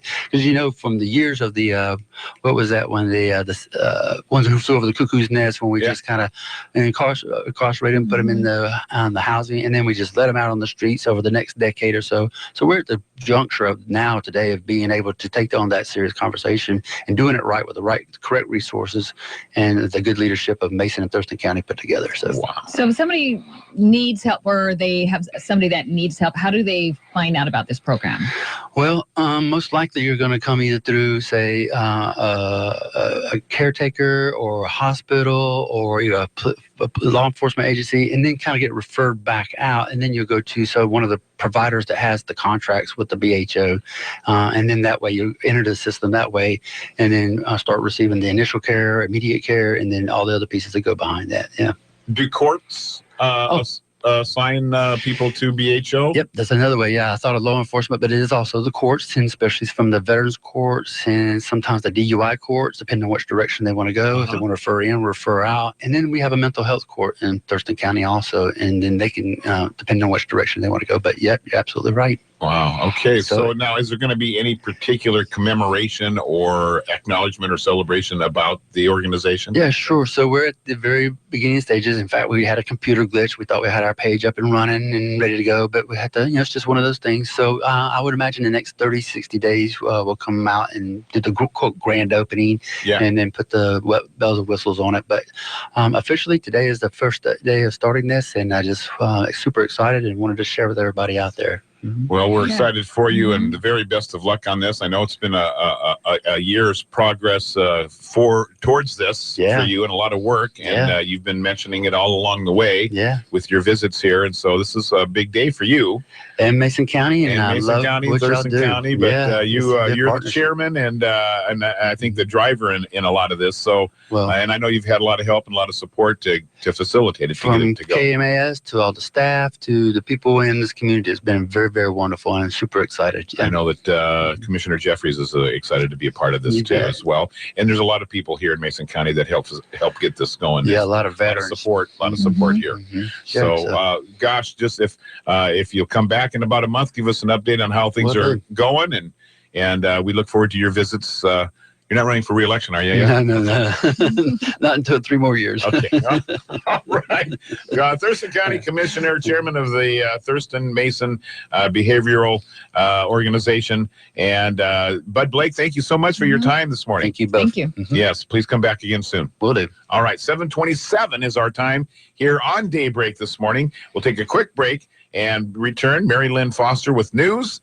We've got sports, weather, and a whole lot of Friday, and we're not fooling on April 1st coming your way here in just a few moments. Thank you. Really good.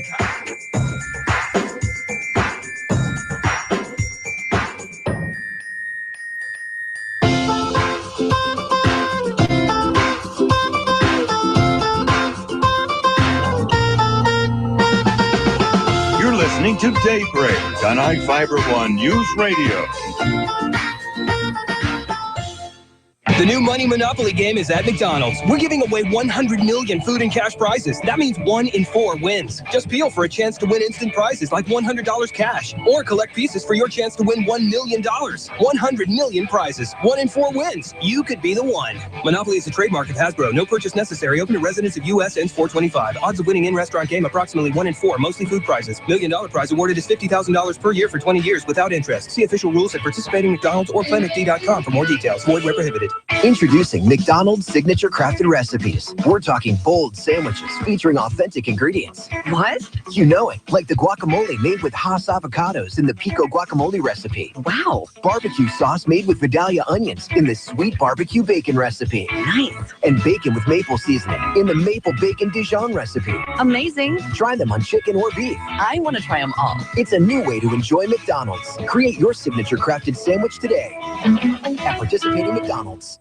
It's time again for Fiddle Fest, state and national champs with a variety of old-time, Celtic, and bluegrass fiddling. 2 big shows Saturday, April 2nd at 1 and again at 6 at the Performing Arts Center at Shelton High School. Tickets are $10 at the door, $5 for students. Proceeds go to the Shelton Music Program and Youth Music Scholarships. For more information, go to sheltonfiddlefest.org.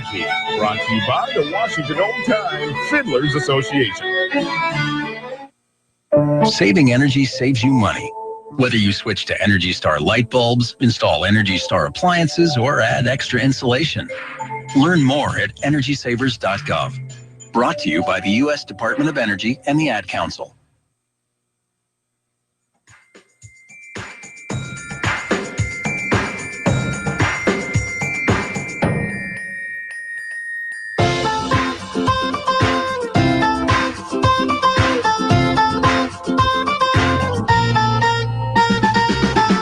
Listening to Daybreak on iFIBER ONE Newsradio.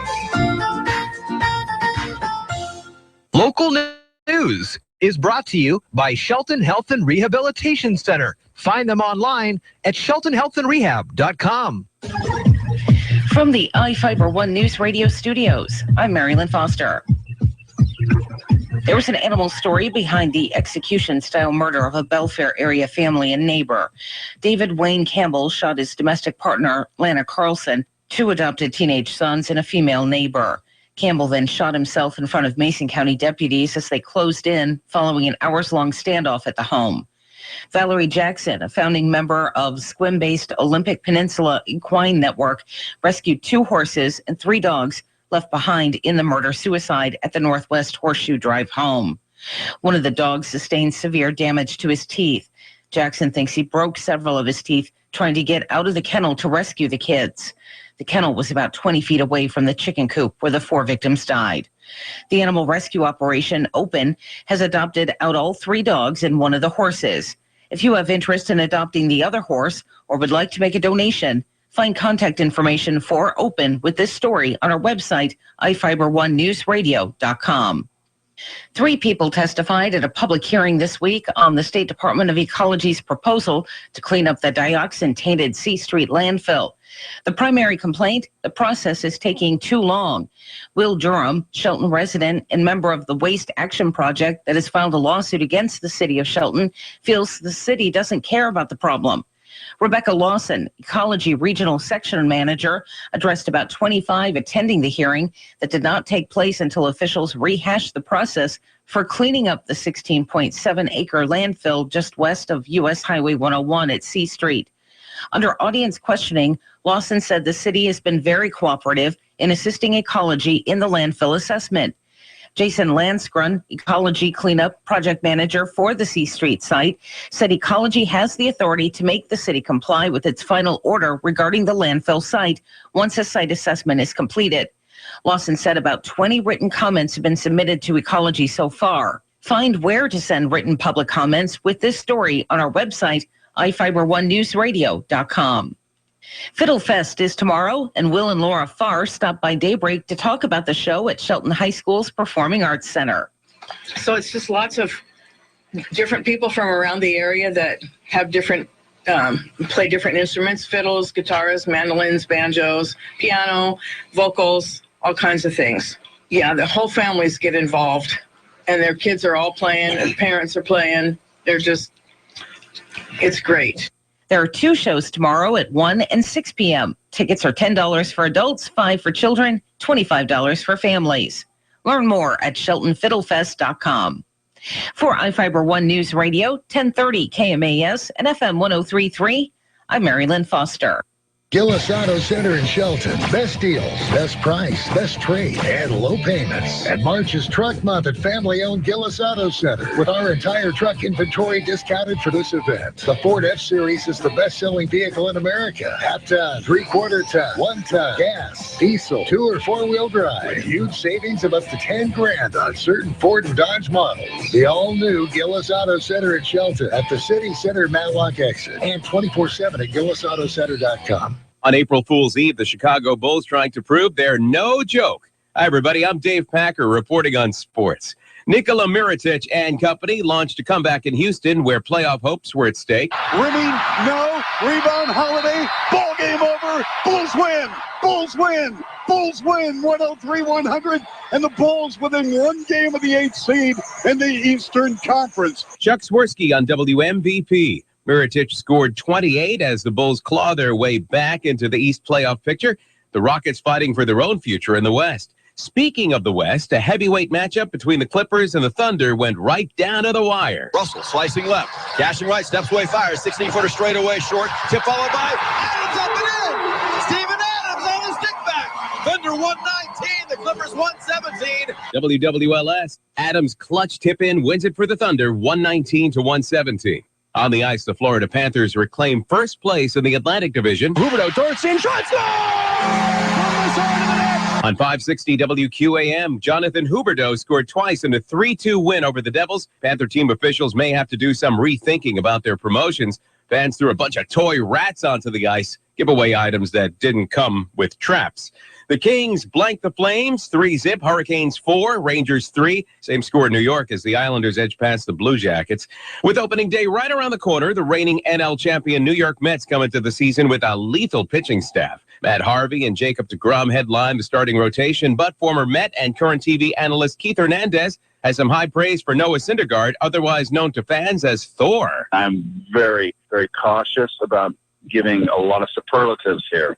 But this kid, with his mentality, and his stuff can be the next Nolan Ryan. On WOR, the Mets take on the Kansas City Royals in a World Series rematch Sunday. Dave Packer, ABC Sports. Has this ever happened to you? Your significant other says, we've got to redo the kitchen, and you break out into a cold sweat? Well, don't worry. It's a common condition, something we call needless remodeling anxiety, and we've got the cure. Heck, we are the cure. Hi, I'm Tom Kreitler. And I'm Leslie Segretti. Whether you do it yourself or direct it yourself, we can help you keep your project on track and on budget. So join us this weekend for the Money Pit Home Improvement Radio Show. Saturdays at 10, Sundays at 7 on iFIBER One News Radio. 7:35 on iFIBER One News Radio, and it is Dale Hubbard in for Jeff Slakey, Carol Gardner, and we are on the line with our news director, Jeff Chu. Good morning, Jeff. How are you? Fine, Dale. How about yourself? I'm doing well, thank you very much. You are out on the scene of an event that happened overnight last night. We'll go ahead and tell us what you found out this morning. There was a car chase. There were gunshots fired at a Mesa County sheriff officer. What do you know now? What we know so far, Dale, is that early this morning, a Mason County sheriff's deputy tried to stop a suspect on, I believe, southbound on State Route 3, and the suspect then accelerated and headed in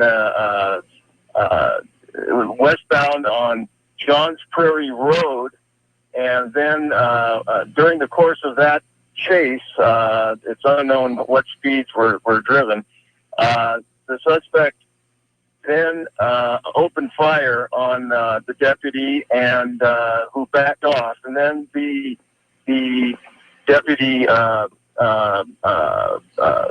called in the report. Then the suspect apparently drove down Millwright Road and abandoned his car and escaped on foot. Millwright Road, Sheriff's Deputy investigators are now on Millwright Road looking at the vehicle and gathering evidence. Millwright Road at Johns Prairie Road, which is right across the highway from PUD 3's Johns Prairie operation, is closed. And the deputy at the intersection is directing a lot of log trucks away from where they normally travel down to dump logs in the log. It's in the middle of a log yard, basically, on Millwright Road, which is where the investigation is taking place. Sheriff's deputies say that a full statement and report on this story will be shared later this morning. Okay, and so we know that there was a male suspect and a female companion. That was the earlier report. Is that still the case right now, that they're both of them? That is not confirmed, and I'm awaiting confirmation on that from how many suspects were involved is still being investigated. So that should come out with the statement in the coming hours from the sheriff's office. Okay. All right. Very good. Well, if you find out more, give us a call and we'll get an update out here on the air as soon as possible. But we thank you for checking in with us this morning. All right, Dale. All right. Have a good morning. You Bye-bye. betcha. Thanks, Jeff Chu, our news director for iFIBER One News Radio, and the latest on the pursuit of a suspect in a shooting that happened about midnight last night. So some pretty exciting things that are going on. And again, Millwright Road closed to traffic, and so if you can avoid that area, certainly in cooperation with the sheriff's office and their investigation, you are urged to stay away from there if you don't have to be in that area. Now, from the all-new Gillis Auto Center Sports Desk, here's Jeff Slakey. All right, Jeff Slakey, April Fool. It's Dale Hubbard. What a your voice. Yeah. Jeff. I get it. So, in sports notes, the Washington Lady Huskies going to the Final Four for the first time in school history. And we also have the guys doing their big Final Four, the national semifinals in Houston tomorrow. It's Villanova versus Oklahoma, North Carolina versus Syracuse. And those two games will determine the finals for the championship on Monday. Let's see. The baseball exhibition season continues in Scottsdale for you Mariner fans as the M's will take on the Colorado Rockies this afternoon at 3 p.m. And then there'll be one more tune-up for the Mariners tomorrow. And then they are going to be heading for Texas, the Lone Star State, as they will be getting ready for their season opener on Monday, a home date for the Texas Rangers. Meanwhile, the Seattle Sounders 0-3 on the season right now, Carol. So I don't know if I can remember when the Sounders have ever opened 0-3. They will be home this weekend, and they'll host Montreal. And that is sports. Here's Carol Gardner with the weather. It's going to be another beautiful day here in the South Sound area. Temps are going to be in the low 70s. We're not starting out too cool, and right now the temps are about 45, 46 in the South Sound region. There probably was a few clouds that you saw earlier, but it's all going to burn off to this beautiful day. Tomorrow, another beautiful day, probably some early morning clouds as well. Sunday, another beautiful day. Clouds coming in a little later, and we'll talk about the weather next week. We will? Next week. Right now, it's about 45. Now, from the iFIBER ONE Newsradio studios, it's Daybreak. Providing local news, sports, weather, and interviews to the South Sound's most important people. You. From business leaders to politicians, from activists for change to advocates for the poor, your neighbors and newsmakers are here on Daybreak. So, guess we'll do it. Yeah, Fluffy's good. Fluffy's good. Fluffy is good because we did the hard news with Jeff. All right, so I do have sort of a funny story. I like sort of funny stories. All right. 7:41 in the morning, by the way. I'm Carol Gardner, and that's Dale Hubbard over there. Huh? Somewhere. Dale, this is not an April Fool's story. All right. But if you're lonely and you need a hug, a designer, South Korean designer, Lee Ian Kyung, has just won a design award for a sofa that hugs you back. A sofa that hugs you back. I like that. Yeah, I don't know. It might be a little strange, especially if you didn't know it. Well, if you didn't know the couch was going to hug you back, that would startle you. Yes, it would. 7:42. We'll be right back with more Daybreak after this quick break. You're listening to Daybreak on iFIBER ONE Newsradio. Is your business targeting the state's largest payroll? Military personnel at JBLM and Naval Base Kitsap surpass all others, and Swarner Communications gives your businesses direct reach into those markets with newspaper advertising, face-to-face events, email blasts, mobile marketing, reputation management, and more, all for one affordable price. Call Swarner Communications today, 253-584-1212. The Chad Benson Show. I would be frustrated at times too as president, never being able to get anything done. Because the people, if you will, below you are going to fight all the time. So it would be frustrating as hell. I get it. He goes about it the wrong way. That's not what you're supposed to do as a leader. But in saying that, I understand. I do. The Chad Benson Show. Hey, it's Chad Benson. Join me this afternoon from 3 to 6 on iFIBER ONE Newsradio. Hi, this is Terry Allen with a look at the community calendar on iFIBER ONE Newsradio. Nonprofits post your upcoming events on iFiberOneNewsRadio.com.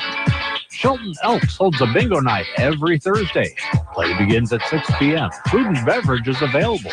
Open to the public at 741 Southeast Craig Road. Doors open at 5 p.m. For iFIBER ONE Newsradio, I'm Terry Allen. This is Steve Kramer from Kramer Tackle with this week's fishing report. This warm weather has really got the bass fired up. I spent today on Black Lake, and I caught a couple nice smallmouth between the 2 and 4 pound range. The surface temperature hit 60 degrees today. I would expect the other local lakes to be doing very well also.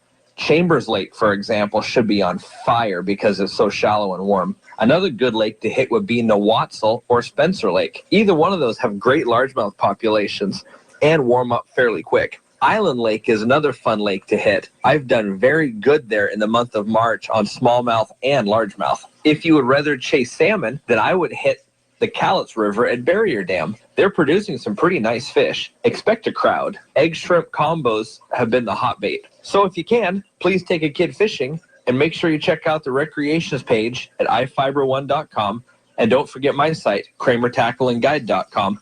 This has been Steve Kramer. Thanks for listening and good fishing. Time now for your latest KMAS ski report. We had a fairly snowy start to the week, but now we have golden sunshine and mild air for the remainder of the weekend. A great one to get outdoors and enjoy all the deep snow at Summit Central. GRO, Girls Riders Organization, Snow Ladies Day is Saturday. They'll have clinics, vendors, and prizes just for the ladies. Stevens Pass has their Retro Fool's Day with slalom races, a stunt ditch. There's a beer garden and costumes, too, all happening at Stevens Pass. 50 Trails puts them at 100%. Groom Trails will soften in the warm sunshine there. And at Crystal Mountain, where it's machine groomed snow, spring conditions, and a little bit of packed powder, too. Mission Ridge on all 43 slopes. Summit at Snoqualmie West, 92% with soft spring conditions. Summit East returns Saturday. Mount Bachelor and Mount Hood Meadows, both with 88 trails in Oregon. Bank Slalom at Mount Hood Meadows Saturday. I'm Chuck Devine for KMAS News Radio, AM 1030, FM 103.3. iFIBER One News Radio, 1030 KMAS and FM 103.3 presents Daybreak.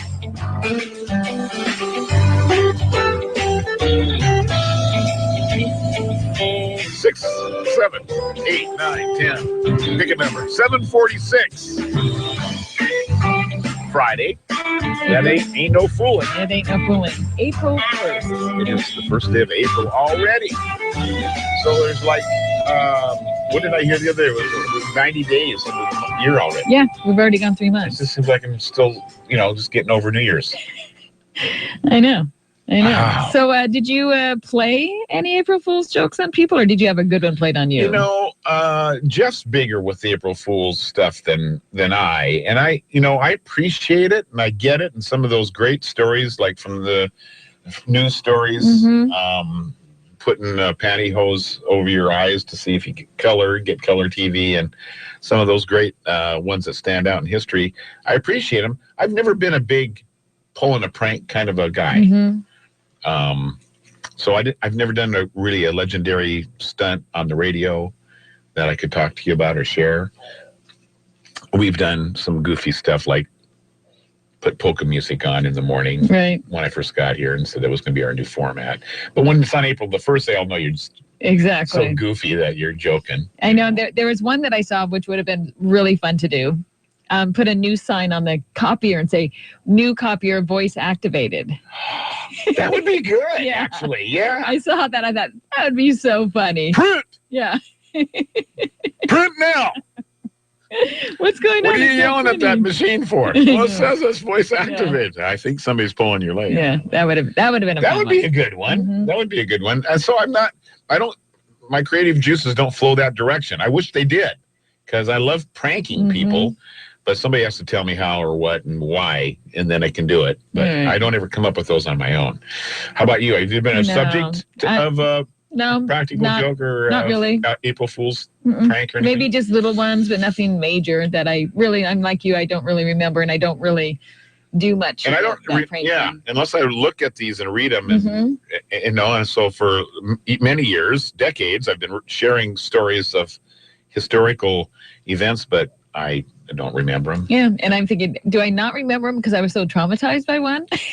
Perhaps. Or do I just not remember? Like the Blue Milk episode. It'll go down in the annals of history. Exactly. So, my goodness gracious. So there are, as Carol told you, a new sofa now that'll hug you and make you feel better if you're feeling lonely and you find yourself in a big sofa all alone. Yeah, it's what's it doing? So the arms come up and the arms come up and they hold you. And then somebody gives you a shot in the cerebral. Yeah, exactly. I don't know. The furry soft sofa has flexible, movable arms, which gives the feeling of being alive. So I just don't know if I'd want to sit in a sofa and it puts its arms around me. I just do not know about that for myself. No, I don't know. I'd feel a little bit uneasy about that. Yeah. Like, can we just push the button to undo this, like, really quick? Because you hate to have it short out with a hold of you. Right? I didn't even think of that part. Man, you'll never let go. What's that? You got a couch wrapped around you. I know. All right, so this is kind of, this is really funny, actually. So you have a car dealership, and you're up there. You're selling Mercedes. It's the Benz, don't you know? So a guy drives into a Mercedes car dealership in a Lexus. Okay. Hey, I want to trade this Lexus in on one of your hot new Mercedes over there. Well, I think we can do something like that, sir. So, all right, well, let me take it for a test drive, and you can just keep the Lexus here for collateral in case you're nervous about it. Sounds very equitable to us. Sure. And off he goes. Well, not only was he leaving the Mercedes and leaving the dealership permanently, the Lexus he had was stolen. Oh, wow. He brought a stolen Lexus to trade in for the Mercedes that he planned on stealing.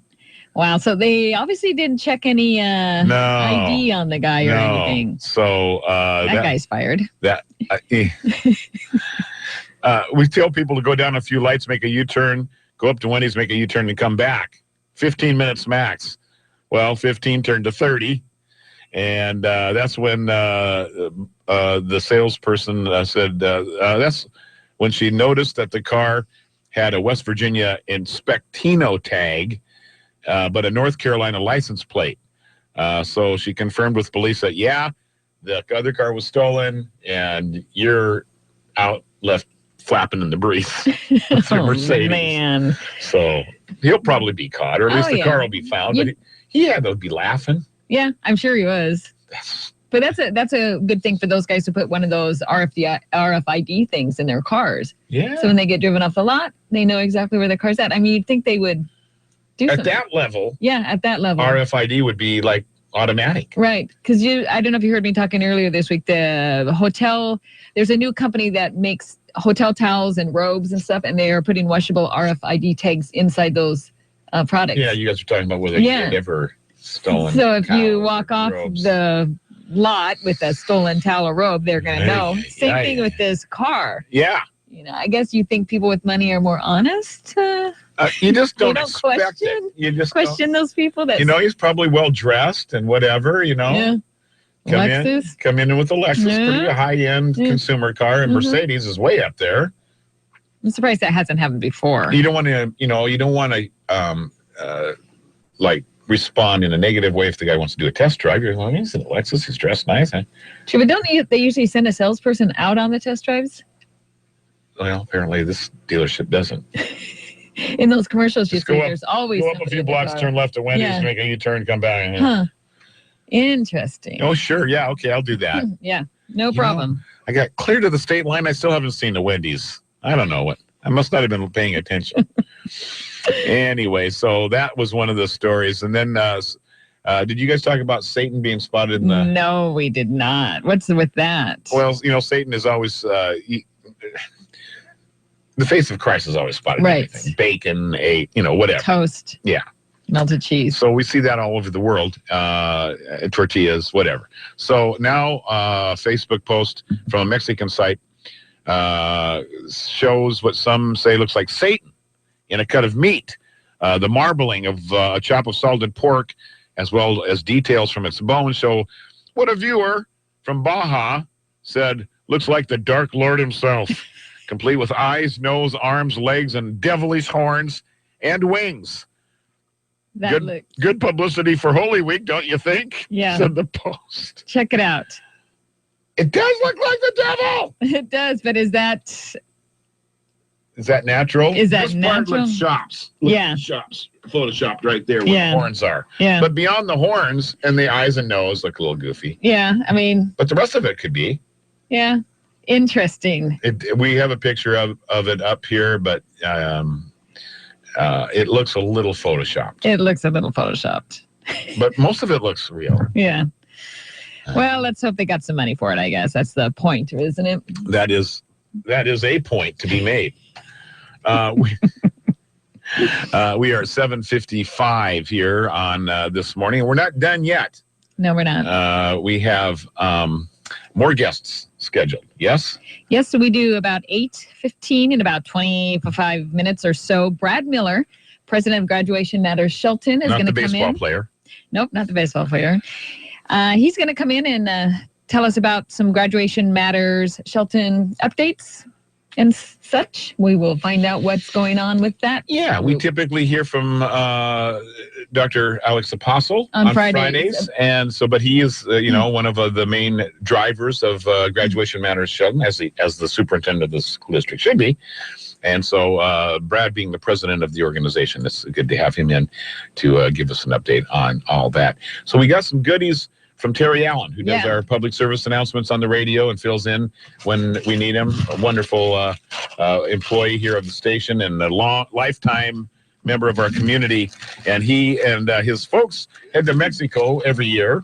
They got a little place down there that they stay at all the time. And he brought us back some tasty goodies that are authentic Mexican treats. Yes, he says the flavor, which is Salsa Verde. It's not available in the U.S. No, and he says it's his favorite. Yeah. So this is a Tostitos chips, a bag of chips, Salsa Verde. Tastes like salsa. And there's a cranky candy bar.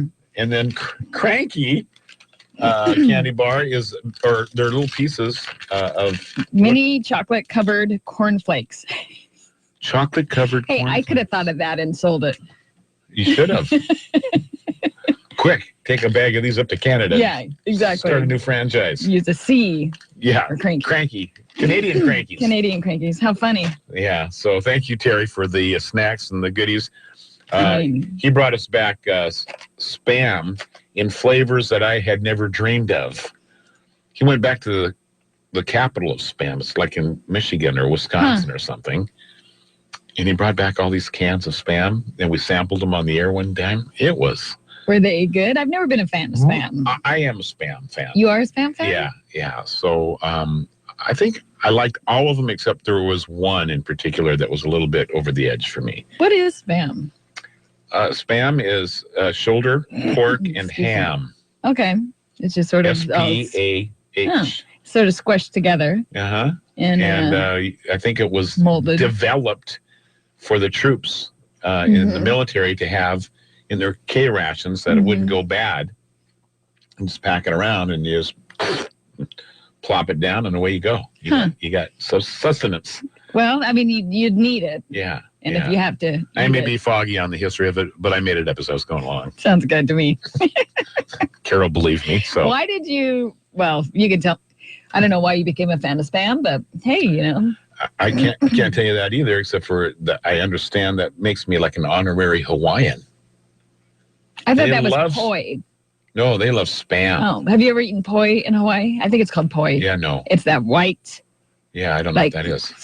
Stuff. Is it coconut? No, it's not coconut. It's like I'll have to look it up, but it's really strange tasting. When I was there, everybody had to try it. Yeah. And you didn't get any Spam when you were over there? No. I don't think I wanted to eat Spam. Fancy dances. No, I ate coconut. They do fancy Spam over pancakes with, coconut syrup. Yeah? Well. Banana coconut pancakes with coconut syrup. See, I've never been to Hawaii. Oh, I thought you just said you're an honorary member of I'm Spam. an honorary Hawaiian because I like Spam. Wow. To live in Dell's head. It's a big stretch, but you got to follow along. Okay, I got you. I got you. You need to head on over to Hawaii, Dell. I do. It's on my list. It's in my bucket. All right. It's in there somewhere with all the other stuff. Let's get that going. Jumping out of an airplane is not on that list. Oh, but going to Hawaii is. All right. So anyway, and by the way, Satan in that cut of meat, it's not Spam meat. It's a hunk of pork. Yeah. Did look like one, though. Man. All right. We're bumping up against it. It'll be 8 o'clock before you know it. And at that juncture, ABC News coming your way. Mary Lynn Foster with local regional news. We'll get an update on our fugitives, if there is an update to be had, and sports and weather and a whole lot of Friday. April the 1st is on the way. It's Daybreak. Good morning. 8 o'clock.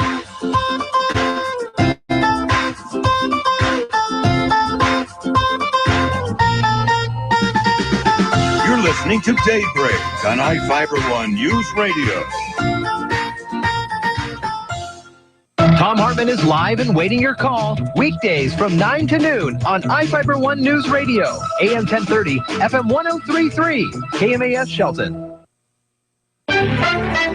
Here's the latest from ABC News. I'm Karen Chase. The job market's still showing signs of strength. The Labor Department says employers added 215,000 new jobs to their payrolls. The unemployment rate edged up to 5%, but TD Ameritrade Chief Market Strategist J.J. Kinahan says only because more people were looking for work. The fact that it's up is a good sign, and the market has had a very muted reaction to it so far. And in fact, I'd make the argument that a little bit of the sell-off today has as much to do with the fact that we rallied in the quarter end as it does with anything with the jobs report. Chicago teachers are demanding more money for themselves and their schools. That's the goal of their one-day walkout today, which idled an estimated 400,000 public school students. ABC's Ryan Burrow tells us the teachers are getting support from many corners. Among the demonstrators, Chicago teachers walking off the job, closing schools, angry over a lack of funding by the state and district. State college workers who have seen budgets slashed, and fast food workers demanding a $15 minimum wage. These demonstrations, marches, and rallies will be going on across the city throughout the day. More money is coming soon to California minimum wage workers. The state legislature approved a raise to $15 an hour by 2022. Measure's supporter, State Senator Kevin DeLeon, says it's not a luxury. Anyone who thinks that $15 an hour is way too much should try living on it. But opponents argue businesses will have to cut workers to raise the salaries for the rest. Pour on the coffee. A new USC study found a link between coffee drinking and lower rates of colon cancer. Researchers found people who drink 2.5 cups a day or more had a lower risk of developing the disease. One of Google's April Fool's Day pranks has backfired in a big way.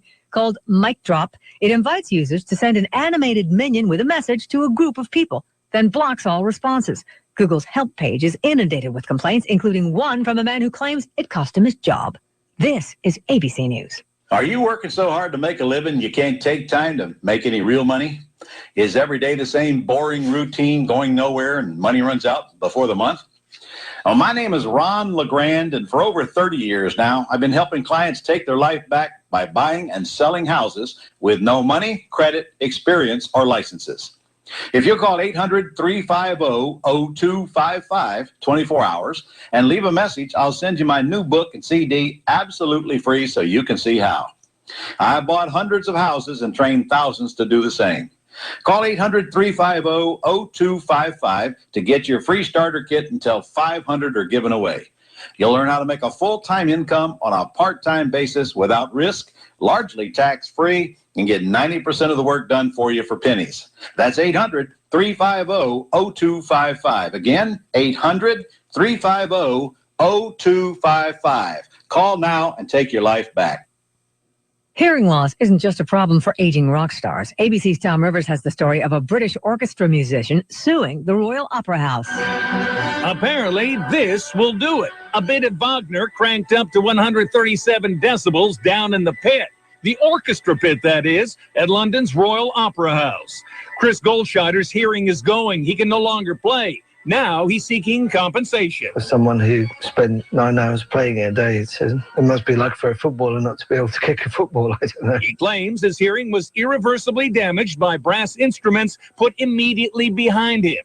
The Royal Opera House denies any responsibility. Tom Rivers, ABC News, London. The coveted Tesla is now within reach for a whole lot more people. The company debuted its new Model 3 car last night in L.A., and before it was even unveiled, the company was inundated with 115,000 orders. One of the reasons? The $35,000 starting price tag. Karen Chase, ABC News. Local news is brought to you by Shelton Health and Rehabilitation Center. Find them online at sheltonhealthandrehab.com. From the iFIBER ONE Newsradio studios, I'm Marilyn Foster. There was an animal story behind the execution-style murder of a Belfair area family and neighbor. David Wayne Campbell shot his domestic partner, Lana Carlson, 2 adopted teenage sons, and a female neighbor. Campbell then shot himself in front of Mason County deputies as they closed in following an hours-long standoff at the home. Valerie Jackson, a founding member of Sequim-based Olympic Peninsula Equine Network, rescued 2 horses and 3 dogs left behind in the murder-suicide at the Northwest Horseshoe Drive home. One of the dogs sustained severe damage to his teeth. Jackson thinks he broke several of his teeth trying to get out of the kennel to rescue the kids. The kennel was about 20 feet away from the chicken coop where the 4 victims died. The animal rescue operation, OPEN, has adopted out all 3 dogs and 1 of the horses. If you have interest in adopting the other horse or would like to make a donation, find contact information for OPEN with this story on our website, iFIBER1newsradio.com. 3 people testified at a public hearing this week on the State Department of Ecology's proposal to clean up the dioxin-tainted C Street landfill. The primary complaint, the process is taking too long. Will Durham, Shelton resident and member of the Waste Action Project that has filed a lawsuit against the city of Shelton, feels the city doesn't care about the problem. Rebecca Lawson, Ecology Regional Section Manager, addressed about 25 attending the hearing that did not take place until officials rehashed the process for cleaning up the 16.7-acre landfill just west of U.S. Highway 101 at C Street. Under audience questioning, Lawson said the city has been very cooperative in assisting Ecology in the landfill assessment. Jason Lansgren, Ecology Cleanup Project Manager for the C Street site, said Ecology has the authority to make the city comply with its final order regarding the landfill site once a site assessment is completed. Lawson said about 20 written comments have been submitted to Ecology so far. Find where to send written public comments with this story on our website, iFIBER1newsradio.com. Fiddle Fest is tomorrow, and Will and Laura Farr stopped by Daybreak to talk about the show at Shelton High School's Performing Arts Center. So it's just lots of different people from around the area that have different, play different instruments, fiddles, guitars, mandolins, banjos, piano, vocals, all kinds of things. Yeah, the whole families get involved, and their kids are all playing, and parents are playing. It's great. There are 2 shows tomorrow at 1 and 6 p.m. Tickets are $10 for adults, $5 for children, $25 for families. Learn more at SheltonFiddleFest.com. For iFIBER One News Radio, 1030 KMAS and FM 103.3, I'm Mary Lynn Foster. Well, the Mariners have been down in the desert for a few weeks now. Goodbye baseball, onto the berm, Robbie Cadeau. The vets are sounding good, and the rookies are looking to make the cut. Before too long, it will be opening day. And iFIBER One News Radio is your home for Seattle Mariners baseball all season long. You can listen on AM 1030 or FM 103.3. The South Sound home for Mariners baseball this season is iFIBER One News Radio, AM 1030 or FM 103.3. Wonder what the outrageously energizing experience of Mountain Dew Kickstart is like? Well, it's like a combo of 3 awesome things. Dew, juice, and caffeine rebooting your entire personal operating system. Mountain Dew Kickstart is in position for consumption. Release the Mountain Dew Kickstart. Mountain Dew Kickstart released. Experiencing a charge of Mountain Dew Kickstart now. Mountain Dew Kickstart operation successful. Roger that. Get charged up with Mountain Dew Kickstart. Now in 4 energizing new flavors like Midnight Grape. It all starts with a kick. Now, from the all-new Gillis Auto Center Sports Desk, here's Jeff Slakey.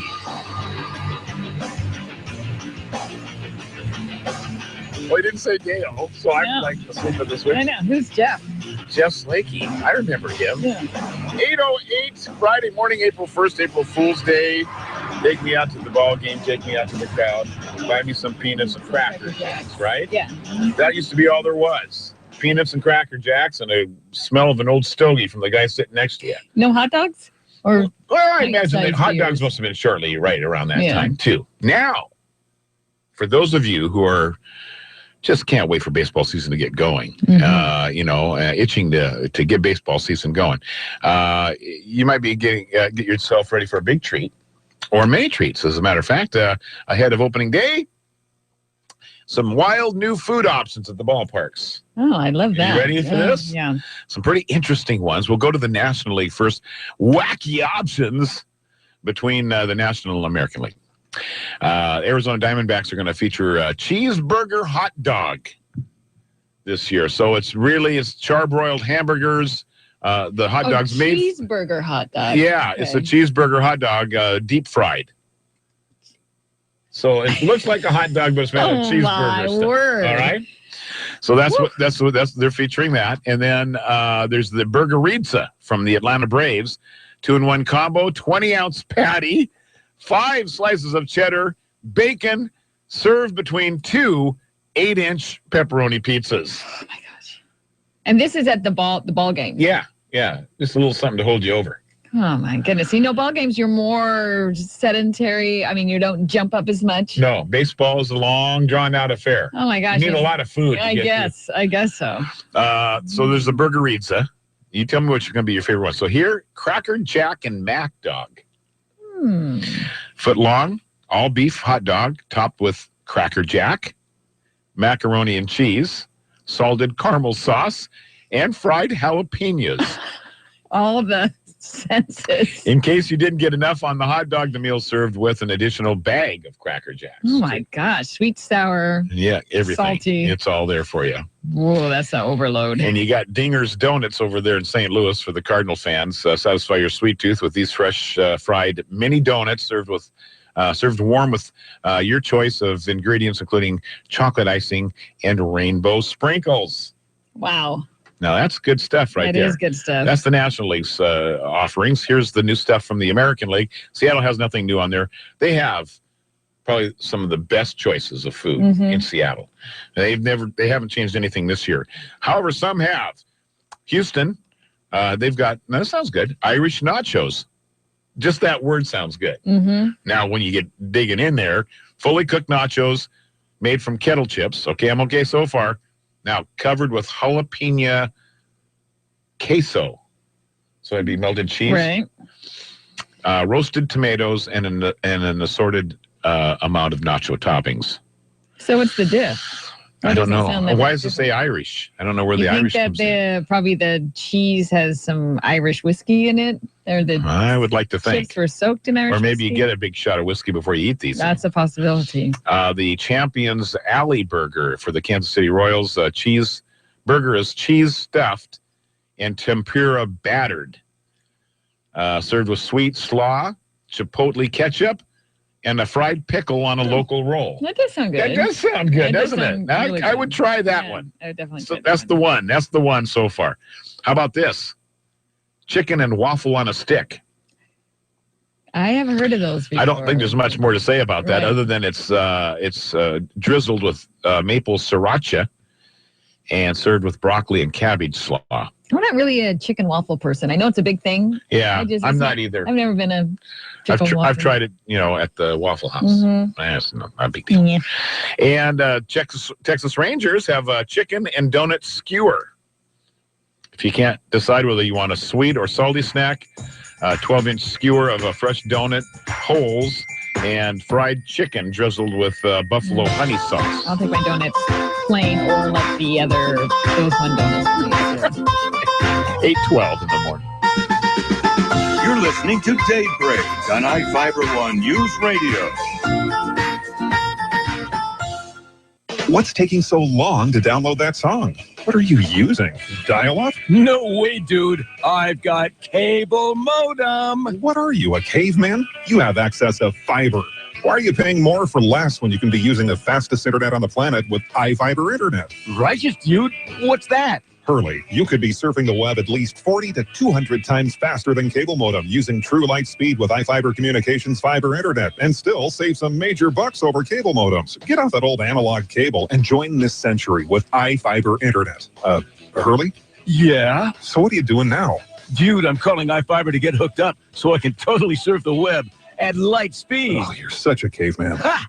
Totally. You can sign up now with iFIBER Communications. You can find us on the web at iFIBER.tv or call us today at 360-427-4000. That's 360-427-4000. iFIBER Internet. It's totally awesome, dude. For your next gourmet meal, you don't need classical training. All you need is a preheated oven and a comfy spot on the couch. Home bake Papa Murphy's Chicken Bacon Artichoke Gourmet Delight, topped with fresh spinach, grilled chicken, artichoke hearts, and bacon. Or try the Vegetarian Gourmet Delight, topped with creamy garlic sauce and your favorite fresh vegetables on a crispy thin crust. Just $11 for a large. Order online at papamurphys.com. Papa Murphy's. Love at 425 degrees.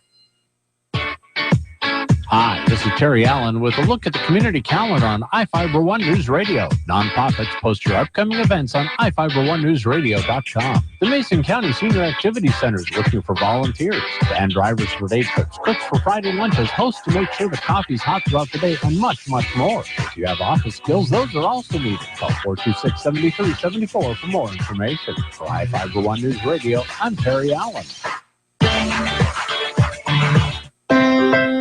iFIBER One News Radio, 1030 KMAS and FM 103.3 presents Daybreak.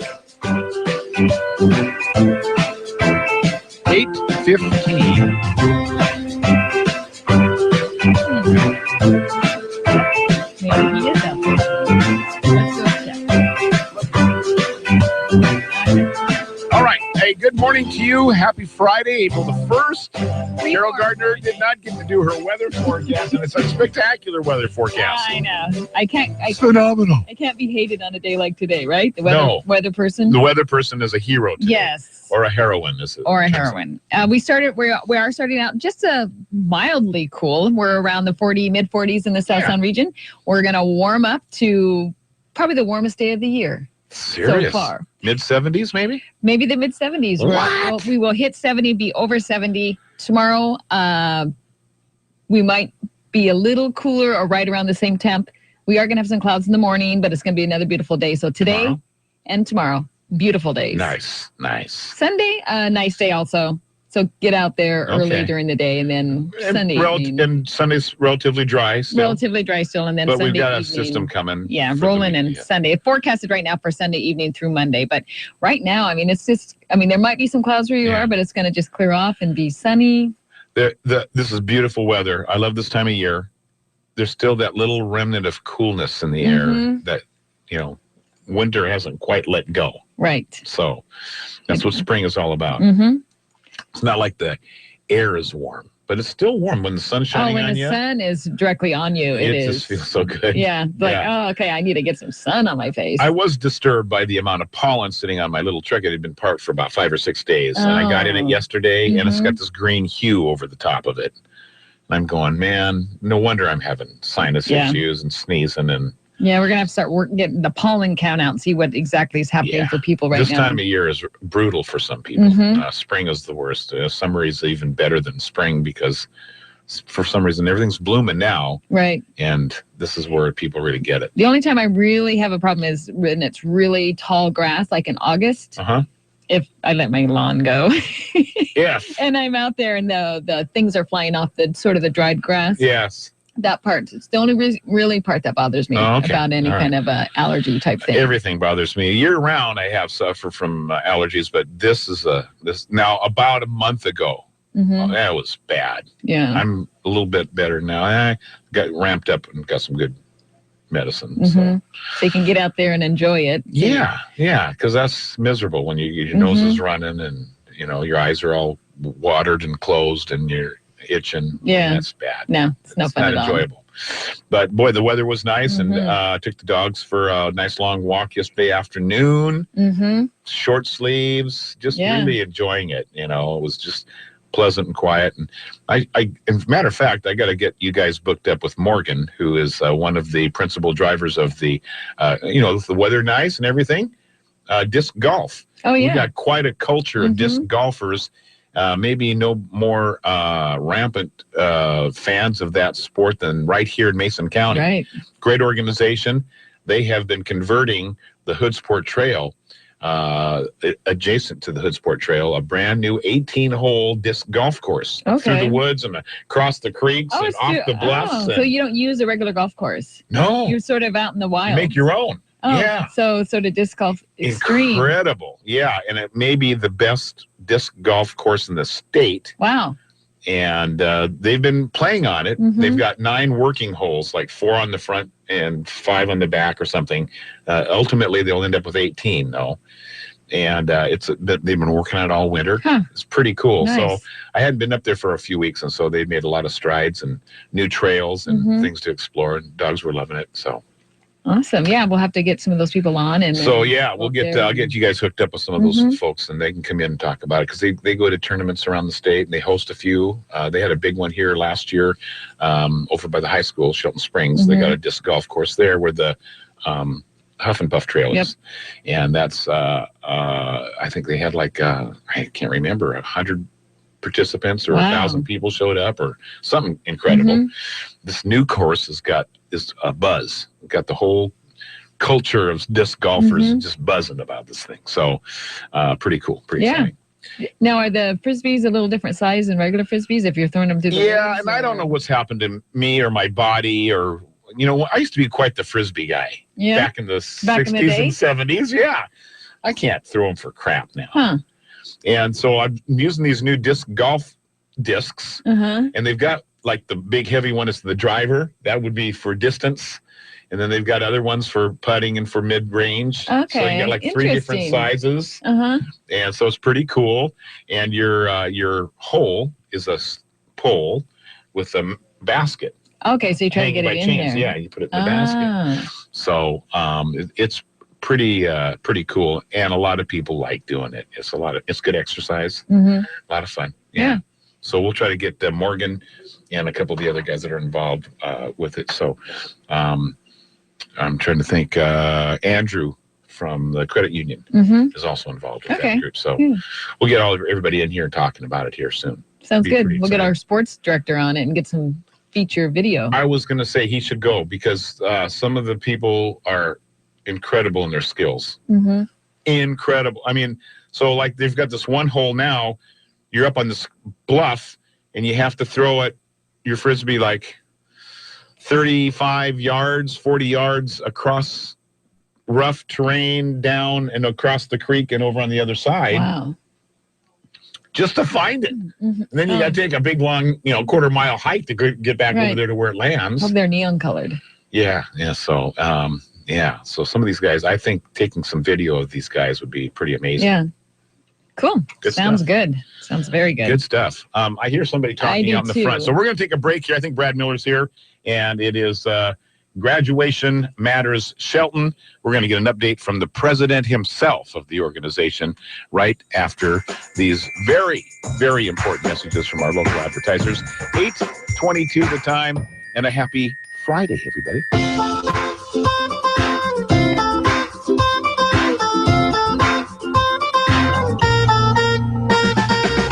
You're listening to Daybreak on iFIBER ONE Newsradio. I've been coming to Iron Springs for about 40 years. First as a child with my parents, then as a teenager, then with my husband. We've brought friends, neighbors, in-laws, a few miscellaneous boyfriends of my sister, carried grandma over streams on the beach, and now I'm back with our 2 lovely daughters. Iron Springs Resort, where special memories are kept. Iron Springs is 25 classic historic oceanfront cabins, lovingly renovated with wood-burning fireplaces, uninterrupted ocean views, fully stocked modern kitchens, Wi-Fi, and widescreen TV. Here for my 41st birthday. Wonderful way to celebrate. An eagle let us get nice and close. Couldn't ask for a better birthday gift. This Olympic Coast Minute was brought to you by Iron Springs Resort in Copalis Beach, where the ocean and seagulls greet you every day. Visit ironspringsresort.com for our current specials. ironspringsresort.com or call 1-800-380-7950. 1-800-380-7950. Need a ride? Call 426-8294. Mason County Taxi, 426-8294. Anytime, anywhere. Call when you need a quick, affordable ride. 426-TAXI, 426-8294. My name is Meera. Many families have come to America for a better life. I advocate for these families with United Way to make the community stronger. I don't just wear the shirt, I live it. Give, advocate, volunteer. Live United. Go to liveunited.org. Brought to you by United Way and the Ad Council. Saving energy saves you money. Whether you switch to Energy Star light bulbs, install Energy Star appliances, or add extra insulation. Learn more at EnergySavers.gov. Brought to you by the U.S. Department of Energy and the Ad Council. iFIBER ONE Newsradio, 1030 KMAS and FM 103.3 presents Daybreak.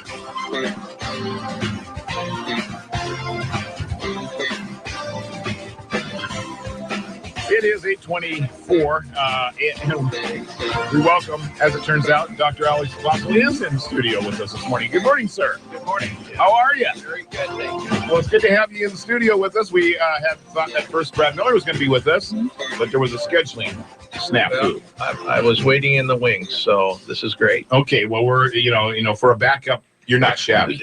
Thank you. Okay, very good. Dr. Alex. Any way I can help. All right. And it's Graduation Matters, Shelton. We'll talk more on that subject here in just a moment. But coming up, I'm sure the kids will be hard pressed to be paying attention today, as this is the last day before. Yeah, this is next week is spring break, and people are a little excited. People have worked very hard, our students and staff, and they will appreciate a break from the action next week. So yeah, absolutely. We're all kind of excited about that. Yeah, so you're not quite to the end of the school year yet. One more final push after spring break, but just a quick reflection on this first year here. It's been a pretty busy year. It's been a great year. It's been busy. I'm never bored. A lot of good things have happened, and we're moving forward in respect to our major initiatives and our goals. And I'll be kind of dealing with an annual report at the end of the year. But I'm feeling real good about everybody, and everything that's happened this year has been great. Is there any way to tell that there's been any improvement in the graduation numbers going into our next graduation here in a few months? Right now, our attendance rate across the district is very good. Last week, it was over 91%. Wow. Across the district. If you look at the figures and data concerning the graduating class of 2016, they're very strong. We've seen improvement in the number of students that are staying in school already, and we're looking forward to a great graduation, and I'm hoping we can report improvement in terms of our graduation rate, especially as it relates to the class of 2016, because that's the foundation from which we're going to move from. You bet. Yeah. This is the first year that the whole thing was enacted and started. So very exciting stuff. Does the superintendent get a spring break? Probably not. I may try to get one day in, but it's just a time to review and recap what's happened up to this point.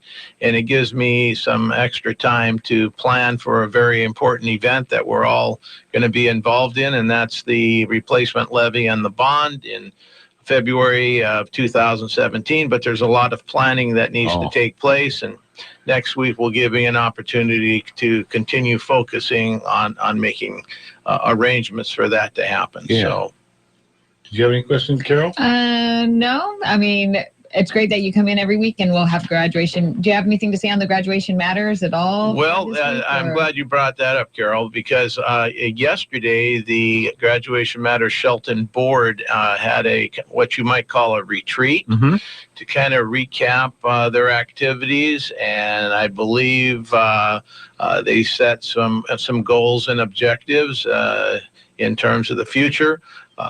I made a few opening remarks, but I kind of left the scene and let the board work together to formulate the overall direction for the years to come. And I think that's very important.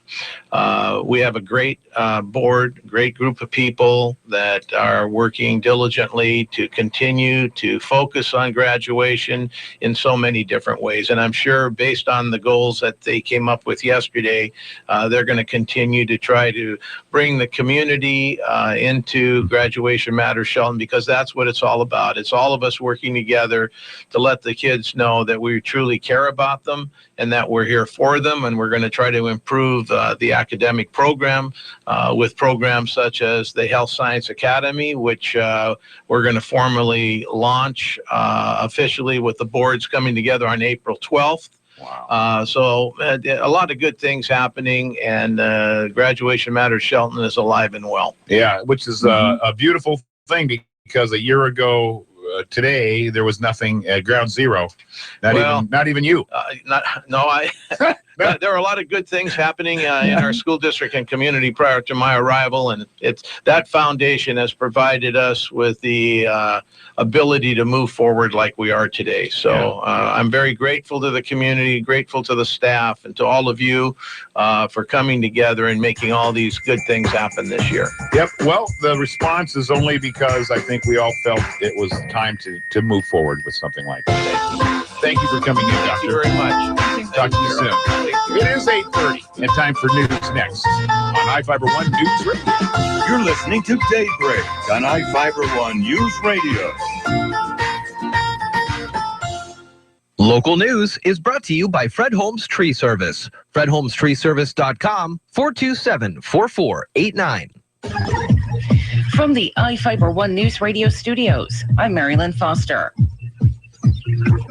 There was an animal story behind the execution-style murder of a Belfair area family and neighbor. David Wayne Campbell shot his domestic partner, Lana Carlson, 2 adopted teenage sons, and a female neighbor. Campbell then shot himself in front of Mason County deputies as they closed in following an hours-long standoff at the home. Valerie Jackson, a founding member of Sequim-based Olympic Peninsula Equine Network, rescued 2 horses and 3 dogs left behind in the murder-suicide at the Northwest Horseshoe Drive home. One of the dogs sustained severe damage to his teeth. Jackson thinks he broke several of his teeth trying to get out of the kennel to rescue the kids. The kennel was about 20 feet away from the chicken coop where the 4 victims died. The animal rescue operation, OPEN, has adopted out all 3 dogs and 1 of the horses. If you have interest in adopting the other horse or would like to make a donation, find contact information for OPEN with this story on our website, iFIBER1newsradio.com. 3 people testified at a public hearing this week on the State Department of Ecology's proposal to clean up the dioxin-tainted C Street landfill. The primary complaint, the process is taking too long. Will Durham, Shelton resident and member of the Waste Action Project that has filed a lawsuit against the city of Shelton, feels the city doesn't care about the problem. Rebecca Lawson, Ecology Regional Section Manager, addressed about 25 attending the hearing that did not take place until officials rehashed the process for cleaning up the 16.7-acre landfill just west of U.S. Highway 101 at C Street. Under audience questioning, Lawson said the city has been very cooperative in assisting Ecology in the landfill assessment. Jason Landskron, Ecology Cleanup Project Manager for the C Street site, said Ecology has the authority to make the city comply with its final order regarding the landfill site once a site assessment is completed. Lawson said about 20 written comments have been submitted to Ecology so far. Find where to send written public comments with this story on our website, iFIBER1newsradio.com. Fiddle Fest is tomorrow, and Will and Laura Farr stopped by Daybreak to talk about the show at Shelton High School's Performing Arts Center. So it's just lots of different people from around the area that have different, play different instruments, fiddles, guitars, mandolins, banjos, piano, vocals, all kinds of things. Yeah, the whole families get involved, and their kids are all playing, their parents are playing. It's great. There are 2 shows tomorrow at 1 and 6 p.m. Tickets are $10 for adults, $5 for children, $25 for families. Learn more at SheltonFiddleFest.com. For iFIBER ONE News Radio, 1030 KMAS and FM 103.3, I'm Marilyn Foster. At Mason PUD3, we know that time changes all things, like phone numbers, mailing addresses, and email addresses, even names. PUD3 needs your correct account information for emergency contacts and online security. To make this fun, all PUD3 customers who update or confirm their account information by April 27th will have their names placed into a drawing for a free iPad mini. Go to masonpud3.org/account to learn more. On April Fool's Eve, the Chicago Bulls trying to prove they're no joke. Hi, everybody. I'm Dave Packer reporting on sports. Nikola Mirotic and company launched a comeback in Houston where playoff hopes were at stake. Rimming, no. Rebound, Holiday. Ball game over. Bulls win. Bulls win. Bulls win 103-100. And the Bulls within 1 game of the 8th seed in the Eastern Conference. Chuck Swirsky on WMVP. Mirotic scored 28 as the Bulls claw their way back into the East playoff picture.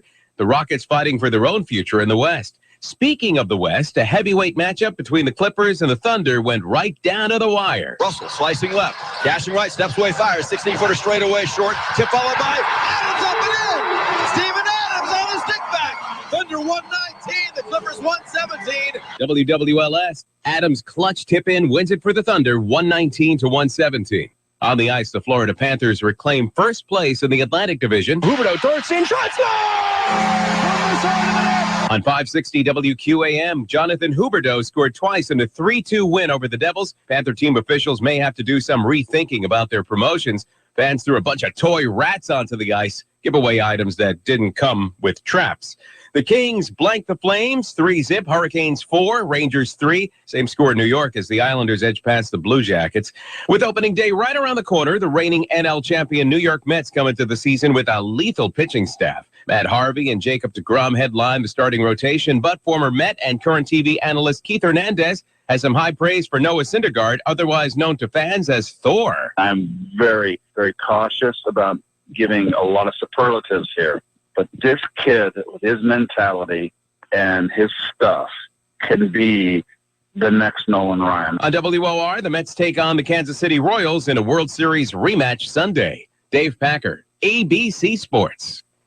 John Cruz here. Join us this weekend on Northwestern Outdoors Radio as we tell you about not only fishing, but making some money too by participating in the Northern Pike Minnow Sport Reward Program. We'll also tell you about the great fishing at Fort Peck Reservoir, northern Montana, and the upcoming Chinook season on the Clearwater River in Idaho.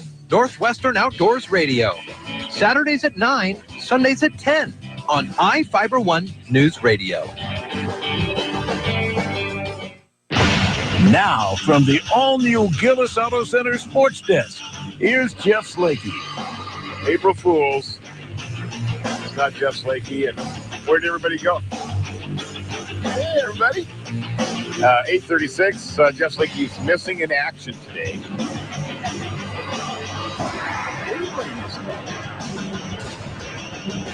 So you got Dale Hubbard. So you got Dale Hubbard for some sports news. We will mention that the Washington Lady Huskies' first Final Four appearance ever in the history of the school, which goes back to the 1800s. I don't know if ladies basketball went back that far, but the school's old. They are, we got to do stock market. We could have that ready to go. By the way, so the Lady Huskies are taking on Syracuse, who eliminated Gonzaga last year. So, but there was that going on. And then also in sports note, of course, tomorrow, Saturday being the Final Four for the men's and the women's. Sunday is the Final Four for the ladies. So is it? Okay. Yeah. And then also this weekend, one more spring game, and that'll be Seattle and Colorado playing at Scottsdale tomorrow. And then there's one game again tonight, and that'll be it for preseason and Cactus League play and all that action. Let's jump over to the phones. Hello. And we'll talk to Karen Shea. Hello. Here we are. I'm so sorry I'm late. Well, you know what? As it turns out, your timing was perfect. Yes. Oh, well, that's good. Because it's me instead of Jeff, so we are about 7 minutes behind. You still don't know those buttons, do you? I know. I'm sorry. Did she call at 8:30 and we just didn't? No. I didn't have a ready report. I was waiting on compliance to approve it. Okay. So sometimes, they're just not. They got to make sure everything is copacetic. Well, speaking on behalf of compliance, knock yourself out, Karen. Okay. Well, U.S. stocks are trending higher after a report showed employers added more jobs than expected in March, underscoring that the U.S. labor market continues to shrug off economic weakness both domestically and abroad. Data for January and February was revised slightly down to show 1,000 fewer jobs created than previously reported.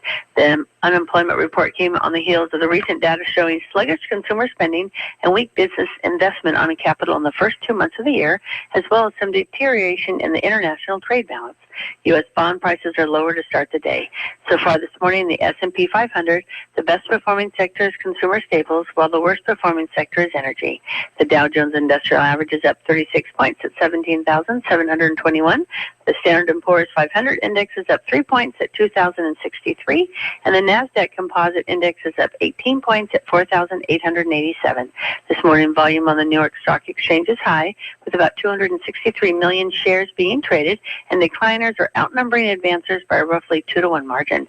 In the commodity markets, the spot price of gold is down $20.94 to $1,211.77. The spot price of silver is down 59 cents to $14.84, and crude oil prices are down $1.45 to $36.89. In the bond markets, the 30-year Treasury yield is currently 2.62%, and the 10-year Treasury yield is 1.79%. In stocks of local interest, Amazon is up $3.82. Costco is up $1.32. Boeing is down 34 cents. Starbucks up 98 cents, and Microsoft is down 16 cents. This is Karen Shade of Edward Jones, member SIPC, serving individual investors with personalized attention and long-term financial advice. I'm located at 1051 Southeast State Route 3 in Shelton, and if you'd like additional information, you can contact me at 426-4590, and daily commentary is also located on our website at edwardjones.com. Thank you, Karen. You're welcome. Have a wonderful weekend. It's a great weekend to go see the Tigers. It's sunny. Well, there's a great idea. There's a great idea. Go see him. You can go see Baby Harley, the baby cougar. Great idea. Okay, and we might even see, there might even be a Karen Shade spotting out there. There could be. There very well could be. Hey, have a wonderful weekend. Hey, you too. Bye-bye. All right, bye-bye. It is 8:40. Let's take a nice, good look at the weekend forecast. Shall we? We shall. Here's Jeff Slakey. Not really. No. Carol Gardner with the weather. And I am looking at a webcam of the Hurricane Ridge, and it's gorgeous up there. Just beautiful. Right, it is. It is. Not a cloud in the sky. Not a cloud in the sky, and it's Snowy Peaks. Snowy Peaks is about 45 right now. It's going to warm up to about the low to mid 70s, just depending where you are at. And it's going to be a beautiful day all day. Tomorrow, we're going to start out with some clouds, some marine air. It's going to be a little cooler. It's probably going to be in the mid 60s to high 60s. And then Sunday, we're going to start out nice and clear. We're going to still have about the mid to high 60s temperature. And then Sunday night, the rain comes in. But you have plenty of time between now and Sunday, late Sunday evening, to get outside and to enjoy the weather. Right now, it's about 45 in the South Sound region. All right, and it is 8:41. We are going to join Jeff Chu now here from the iFIBER ONE Newsradio studios. It's Daybreak, providing local news, sports, weather, and interviews to the South Sound's most important people. You, from business leaders to politicians, from activists for change to advocates for the poor, your neighbors and newsmakers are here on Daybreak. 8:41. We are going to join Jeff Chu for a report, the latest on the deputy-involved shooting. Deputy-involved shooting. Good way of putting it. And this is Jeff Chu with our report now. Kick in properly. So what, Glenn? Maybe that's not exactly the right feed. Looks like you played it, so you're gonna have to go back now a page. Yeah. So stand by. Technical difficulties, of course. Yours truly in control. 8:42. We'll be right back with what's left of this Friday.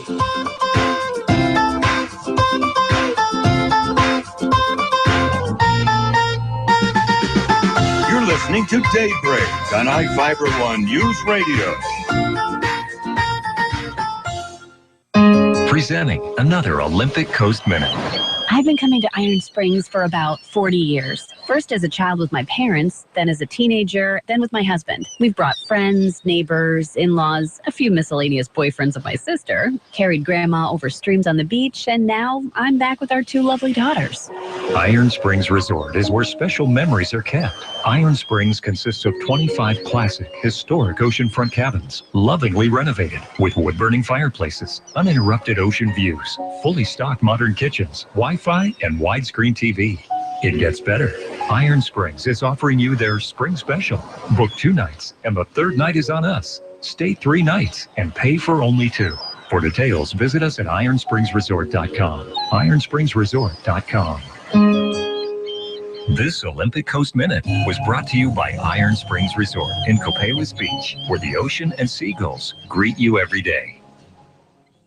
How can the shopper work for you? Office supplies, Everything for the workplace. printing and design services, From concept to completion, the shopper does it all. large-scale printing, Digital large format printing, posters, banners, and more. Also, mailing and fulfillment services and promotional items. The shopper is committed to providing products and services with the utmost in customer satisfaction. The shopper, we make good impressions. This is Steve Kramer from Kramer Tackle with this week's fishing report. This warm weather has really got the bass fired up. I spent today on Black Lake, and I caught a couple nice smallmouth between the 2 and 4 pound range. The surface temperature hit 60 degrees today. I would expect the other local lakes to be doing very well also.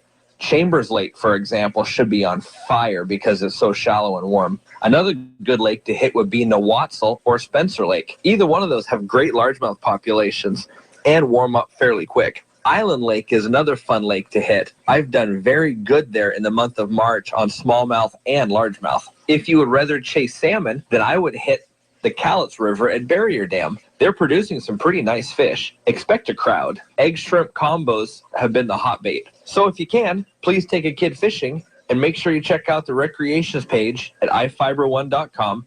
And don't forget my site, KramerTackleandGuide.com. This has been Steve Kramer. Thanks for listening and good fishing. Time now for your latest KMAS ski report. We had a fairly snowy start to the week, but now we have golden sunshine and mild air for the remainder of the weekend. A great one to get outdoors and enjoy all the deep snow at Summit Central. GRO, Girls Riders Organization, Snow Ladies Day is Saturday. They'll have clinics, vendors, and prizes just for the ladies. Stevens Pass has their Retro Fool's Day with slalom races, a stunt ditch. There's a beer garden and costumes, too, all happening at Stevens Pass. 50 Trails puts them at 100%. Groom Trails will soften in the warm sunshine there. And at Crystal Mountain, where it's machine groomed snow, spring conditions, and a little bit of pack powder, too. Mission Ridge on all 43 slopes. Summit at Snoqualmie West, 92% with soft spring conditions. Summit East returns Saturday. Mount Bachelor and Mount Hood Meadows, both with 88 Trails in Oregon. Bank Slalom at Mount Hood Meadows Saturday. I'm Chuck Devine for KMAS News Radio, AM 1030, FM 103.3. iFIBER One News Radio, 1030 KMAS and FM 103.3 presents Daybreak.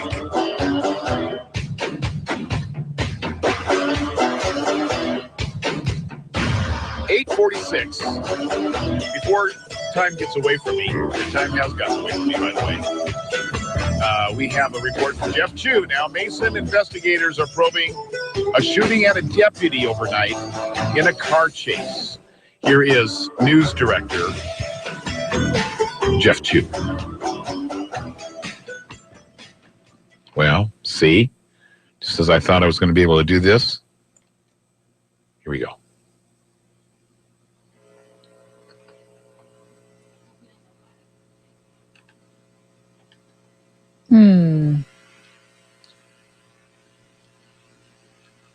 Well, you can see the whole video on iFIBER1Newsradio.com, and hopefully you can operate the website better than yours truly. I can tell you what's in the report. They were. Would you do that? Yes, please? I will. They were investigating a car chase early this morning, about midnight, actually. An initial report said a sheriff's patrol deputy was trying to stop a vehicle southbound on State Route 3, about after midnight. The suspect or suspects, they haven't now said, they don't know how many people there are. The car sped off, turned westbound from the highway onto East Johns Prairie Road at a high rate of speed. And then during the course of the chase, the suspect opened fire on the deputy. The people in the car turned left onto Millwright Road into the Port of Shelton Industrial Park, stopped, and then fled on foot. So the deputy posted at the intersection of Millwright and Johns Prairie Road was deterring vehicles and log trucks away from the investigative scene. So if you are up there, do not take that road. It is still closed. And the suspects are still at large as of 8 a.m., but I'm pretty sure we haven't heard any updates in the last 45 minutes, so I'm thinking they're still at large. And that video and story are on the front page of iFIBER1Newsradio.com and on our Facebook page as well. You can get the link. Yep. So check that out, if you will, if you're so inclined. And again, it's iFIBER1Newsradio.com, where you get lots of news, sports, information, That's right. And Marilyn Foster. Obituaries. Yep. It's all Obituaries. It's all there. Marilyn Foster has news at the top of the hour. And they talk about the 3 people testifying during last Wednesday's C Street landfill hearing.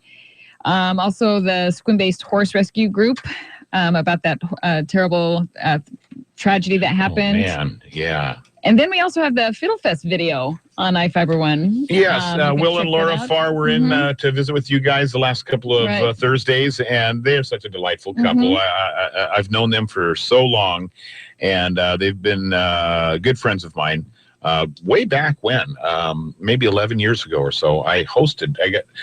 They usually have a professional host, but they were stuck. And so I had never been to a Fiddle Fest in my life. So much fun. They made me feel so at home. And it is a great event tomorrow. 2 shows, 1 o'clock and 6 o'clock.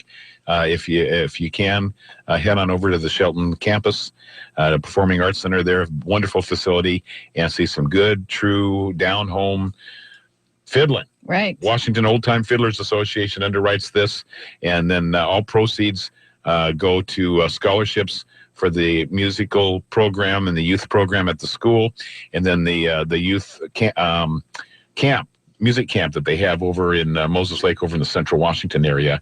Every year, I was listening yesterday. She says some 20 kids are getting scholarships with food. Yeah. And they get, the attendance there is like 55, 60 kids every summer spend a week over there learning fiddling techniques. Yeah. I love that because it's the youth that are going to carry this thing on, and they are so skillful and so talented. And part of the attraction to this Fiddle Fest every year for me is the families, where the mom and the dad and the kids all perform together. Right. There's several of them around the area, the region, and they all do such a good job. And it's such a fun thing to watch families interact like that. It is, and the music is it's just you can't help but tap your feet when you listen to the music. It's just so fun to listen to. Yeah, and skill. Oh man, some of these fiddlers and mandolin players. And, it's a genre that is very much Americana. Yeah, and it's not going away; it's growing. Yeah, so that's really good news. And right on the heels of Fiddle Fest every year, so Fiddle Fest kicks off the season. The first weekend of May will be the Old Timers Fair out at Matlock. Yep. And then before May is expired, before even the Old Time Fiddlers Fest, before April is expired, I should say, is Bluegrass from the Forest. Yes. Huge event, another event here all weekend long in April, and that too is up at the Shelton High School campus, and that has national level acts coming through, and people coming from all over the country, really, and they spend the weekend here. Right. And they fiddle into the wee hours of the morning. Oh, they do, and they have classes and all sorts of things going on. I mean, they have tailgating. Big deal. Party, it's a really big deal. Yeah, and then we'll be in the throes of Fall the Summer Forest Festival, the first weekend of June, and then the last Sunday of June is the Yesteryear Car Club and the Mason County Historical Society's car show downtown. Another car show up on the hill during Forest Festival. Another car show coming up this summer. I know that out at the Lucky Dog Casino. And so is that a new one, or did they have that one last year? That's a new one for the Yesteryear Car Club. Okay, so then they're changing. Little Creek is going to have a car show, and I think they're going to do their own. And so that is happening in August, and so lots of those. We got the 4th of July. We got the Oyster Challenge. That's right. We got Willow on TV this morning. Yes, she is. Hi, Willow. How are you? So, a new family member of the gang. iFIBER One Radio. And next week, we have some guests coming up. We have our regular Lynn Longan from the EDC. She comes in on Mondays to talk about stuff that's happening. They had the tourist roundtable this week. Yes. They had one up in Belfair, and then they had one down here in Shelton. Tuesday at Belfair, and then Wednesday they were here in Shelton. So we'll get feedback from how that went and who participated and how tourism looks for a economic driver. Exactly. What kind of businesses can you put together to help with the tourism industry? Which is pretty cool, pretty fun stuff. Next week, we also have Joe Sanchez from the Mason County Health Department coming in to talk about the health of the county. We also have Carissa Benjamin from the Lacey South Sound Chamber event. There's a big thing going on, and she's going to tell us all about it. And then I'm not sure if we're going to have our wrap up with Drew and Dan Griffey next week or not, if they're going to take a week off. Well, yeah. Now, I know that Drew indicated he wanted to do a wrap-up or a reflection. So did Drew, Dan, but I think they might take a week off before they, if I was them, I'd take a week off. Exactly. Yeah, exactly. Yeah, no kidding. Transit Talk on Wednesday as well. And we have Port of Call on Wednesdays. Also, Thursday, Focus on Shelton. Focus on Shelton. And starting Monday, we're going to have our sports director, Sean Wells, doing the sports. Yes, much to the relief of many of us. So he'll be putting that together, and he'll be, giving us the latest scores on the Mariner games. Some of those, don't get done till midnight, but we'll have those ready for you to go. See, he's a nocturnal kind of a guy. Yeah. So he covers sports, and he does the evenings and the afternoons, and he covers all that stuff. So we've formulated a way for him to just to put together and compile a nice sportscast for you guys every morning. And it'll be sitting there waiting for you when you guys get into the station, and we'll be able to run that on the hour for everybody listening. So Bluegrass in the Forest is the weekend after Mother's Day. All right. Which is May, not April. May, weekend after Mother's Day. Thank you, Patty Tupper. And Patty, thank you so much Thank you for listening. Yes, and thanks for listening too. And we will have those events. We do have events listed on our website, and we'll get those updated so we know what's coming up. And yes, so it's going to be a busy summer. It is going to be a busy summer. Boom, like that. Probably Crazy. see Paul Bunyan around. I would suspect. Yeah, Paul and Babe. I think Babe was in disrepair last year. Was he? Yeah, but I'm sure he's fixed up by now. I hope so. Get a hold of Lloyd and find out. We'll have to find out about that. What the dealy bob is on that one. So, okay, we want to thank everybody for listening this morning and suffering through April Fool's Day with Dale and Carol Gardner most mornings, not just April Fool's Day. And Jeff will be back in his normal spot here on Monday as well. Best of luck to the Washington Husky women. Yes. In their Final Four pursuit for a championship. They're taking on the Syracuse Lady Oranges. I don't know how that works. Orange Ladies. Orange Ladies. On Sunday is the Final Four for the women. Saturday's the Final Four for the guys. And you still have some people in. And my pool is still alive. Yeah. But, speaking of Sean Wells, he was sharing with me that he's in with a bunch of his college buddies, right? 25 of them or something. And if his team wins, I can't remember who he picked now. He wins $500. Oh, he's taking us all out to dinner. He said drinks. He says drinks are on him. All right, then. So I like it. We're all rooting for whoever he's got. Yeah, we I think are. He picked North Carolina. I think so. I think he said something about that the other day when he was on. So I picked Villanova to win it all, and they're still in it. So I could win mine. You could win yours. My pool of one. Your pool of one. This is the best I've ever done, and I'm not playing against anybody. Oh, man. As far as I've gone, I had like I had 8 of the Sweet 16, and then I think I had 3 or 4 of the grade 8. And I know I've got at least 2 of the Final Four. Wow. So I've been doing pretty good. Yeah, you've been doing pretty good. So all that ends this weekend. Basketball. Monday is the championship for the guys. Oh, Monday is the championship, and also the first day of baseball season for us Mariners, and they're going to be at Texas, and then the following Monday they're going to be home opener, and we are going to have Mariners Monday starting that day, and we're going to start giving away some tickets. Yes, stay tuned for your chance to win Mariner tickets. Yes, as is usually the case. We're excited about that. We got, if I'm not mistaken, 20 pairs of tickets. Yeah, we got quite a bit. So that's another good reason to stay tuned to be listening to Daybreak and your chance to win baseball tickets.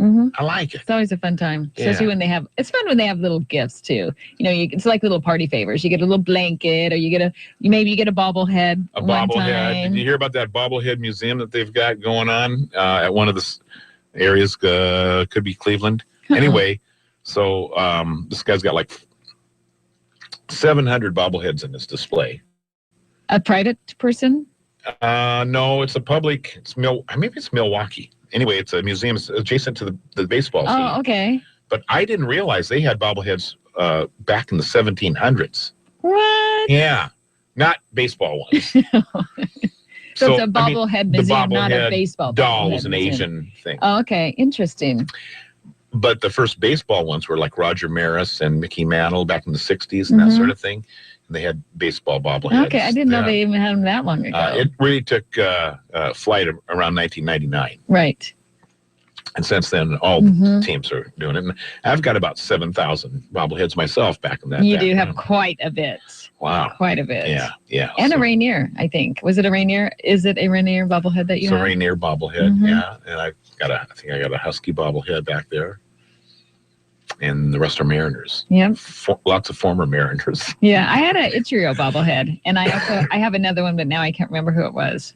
But I have one myself. Mine have been gifted a lot to me, so I haven't gotten them myself. But thanks to everybody who donated to my collection in my museum. And so we're gonna have the Del Hubbard Museum.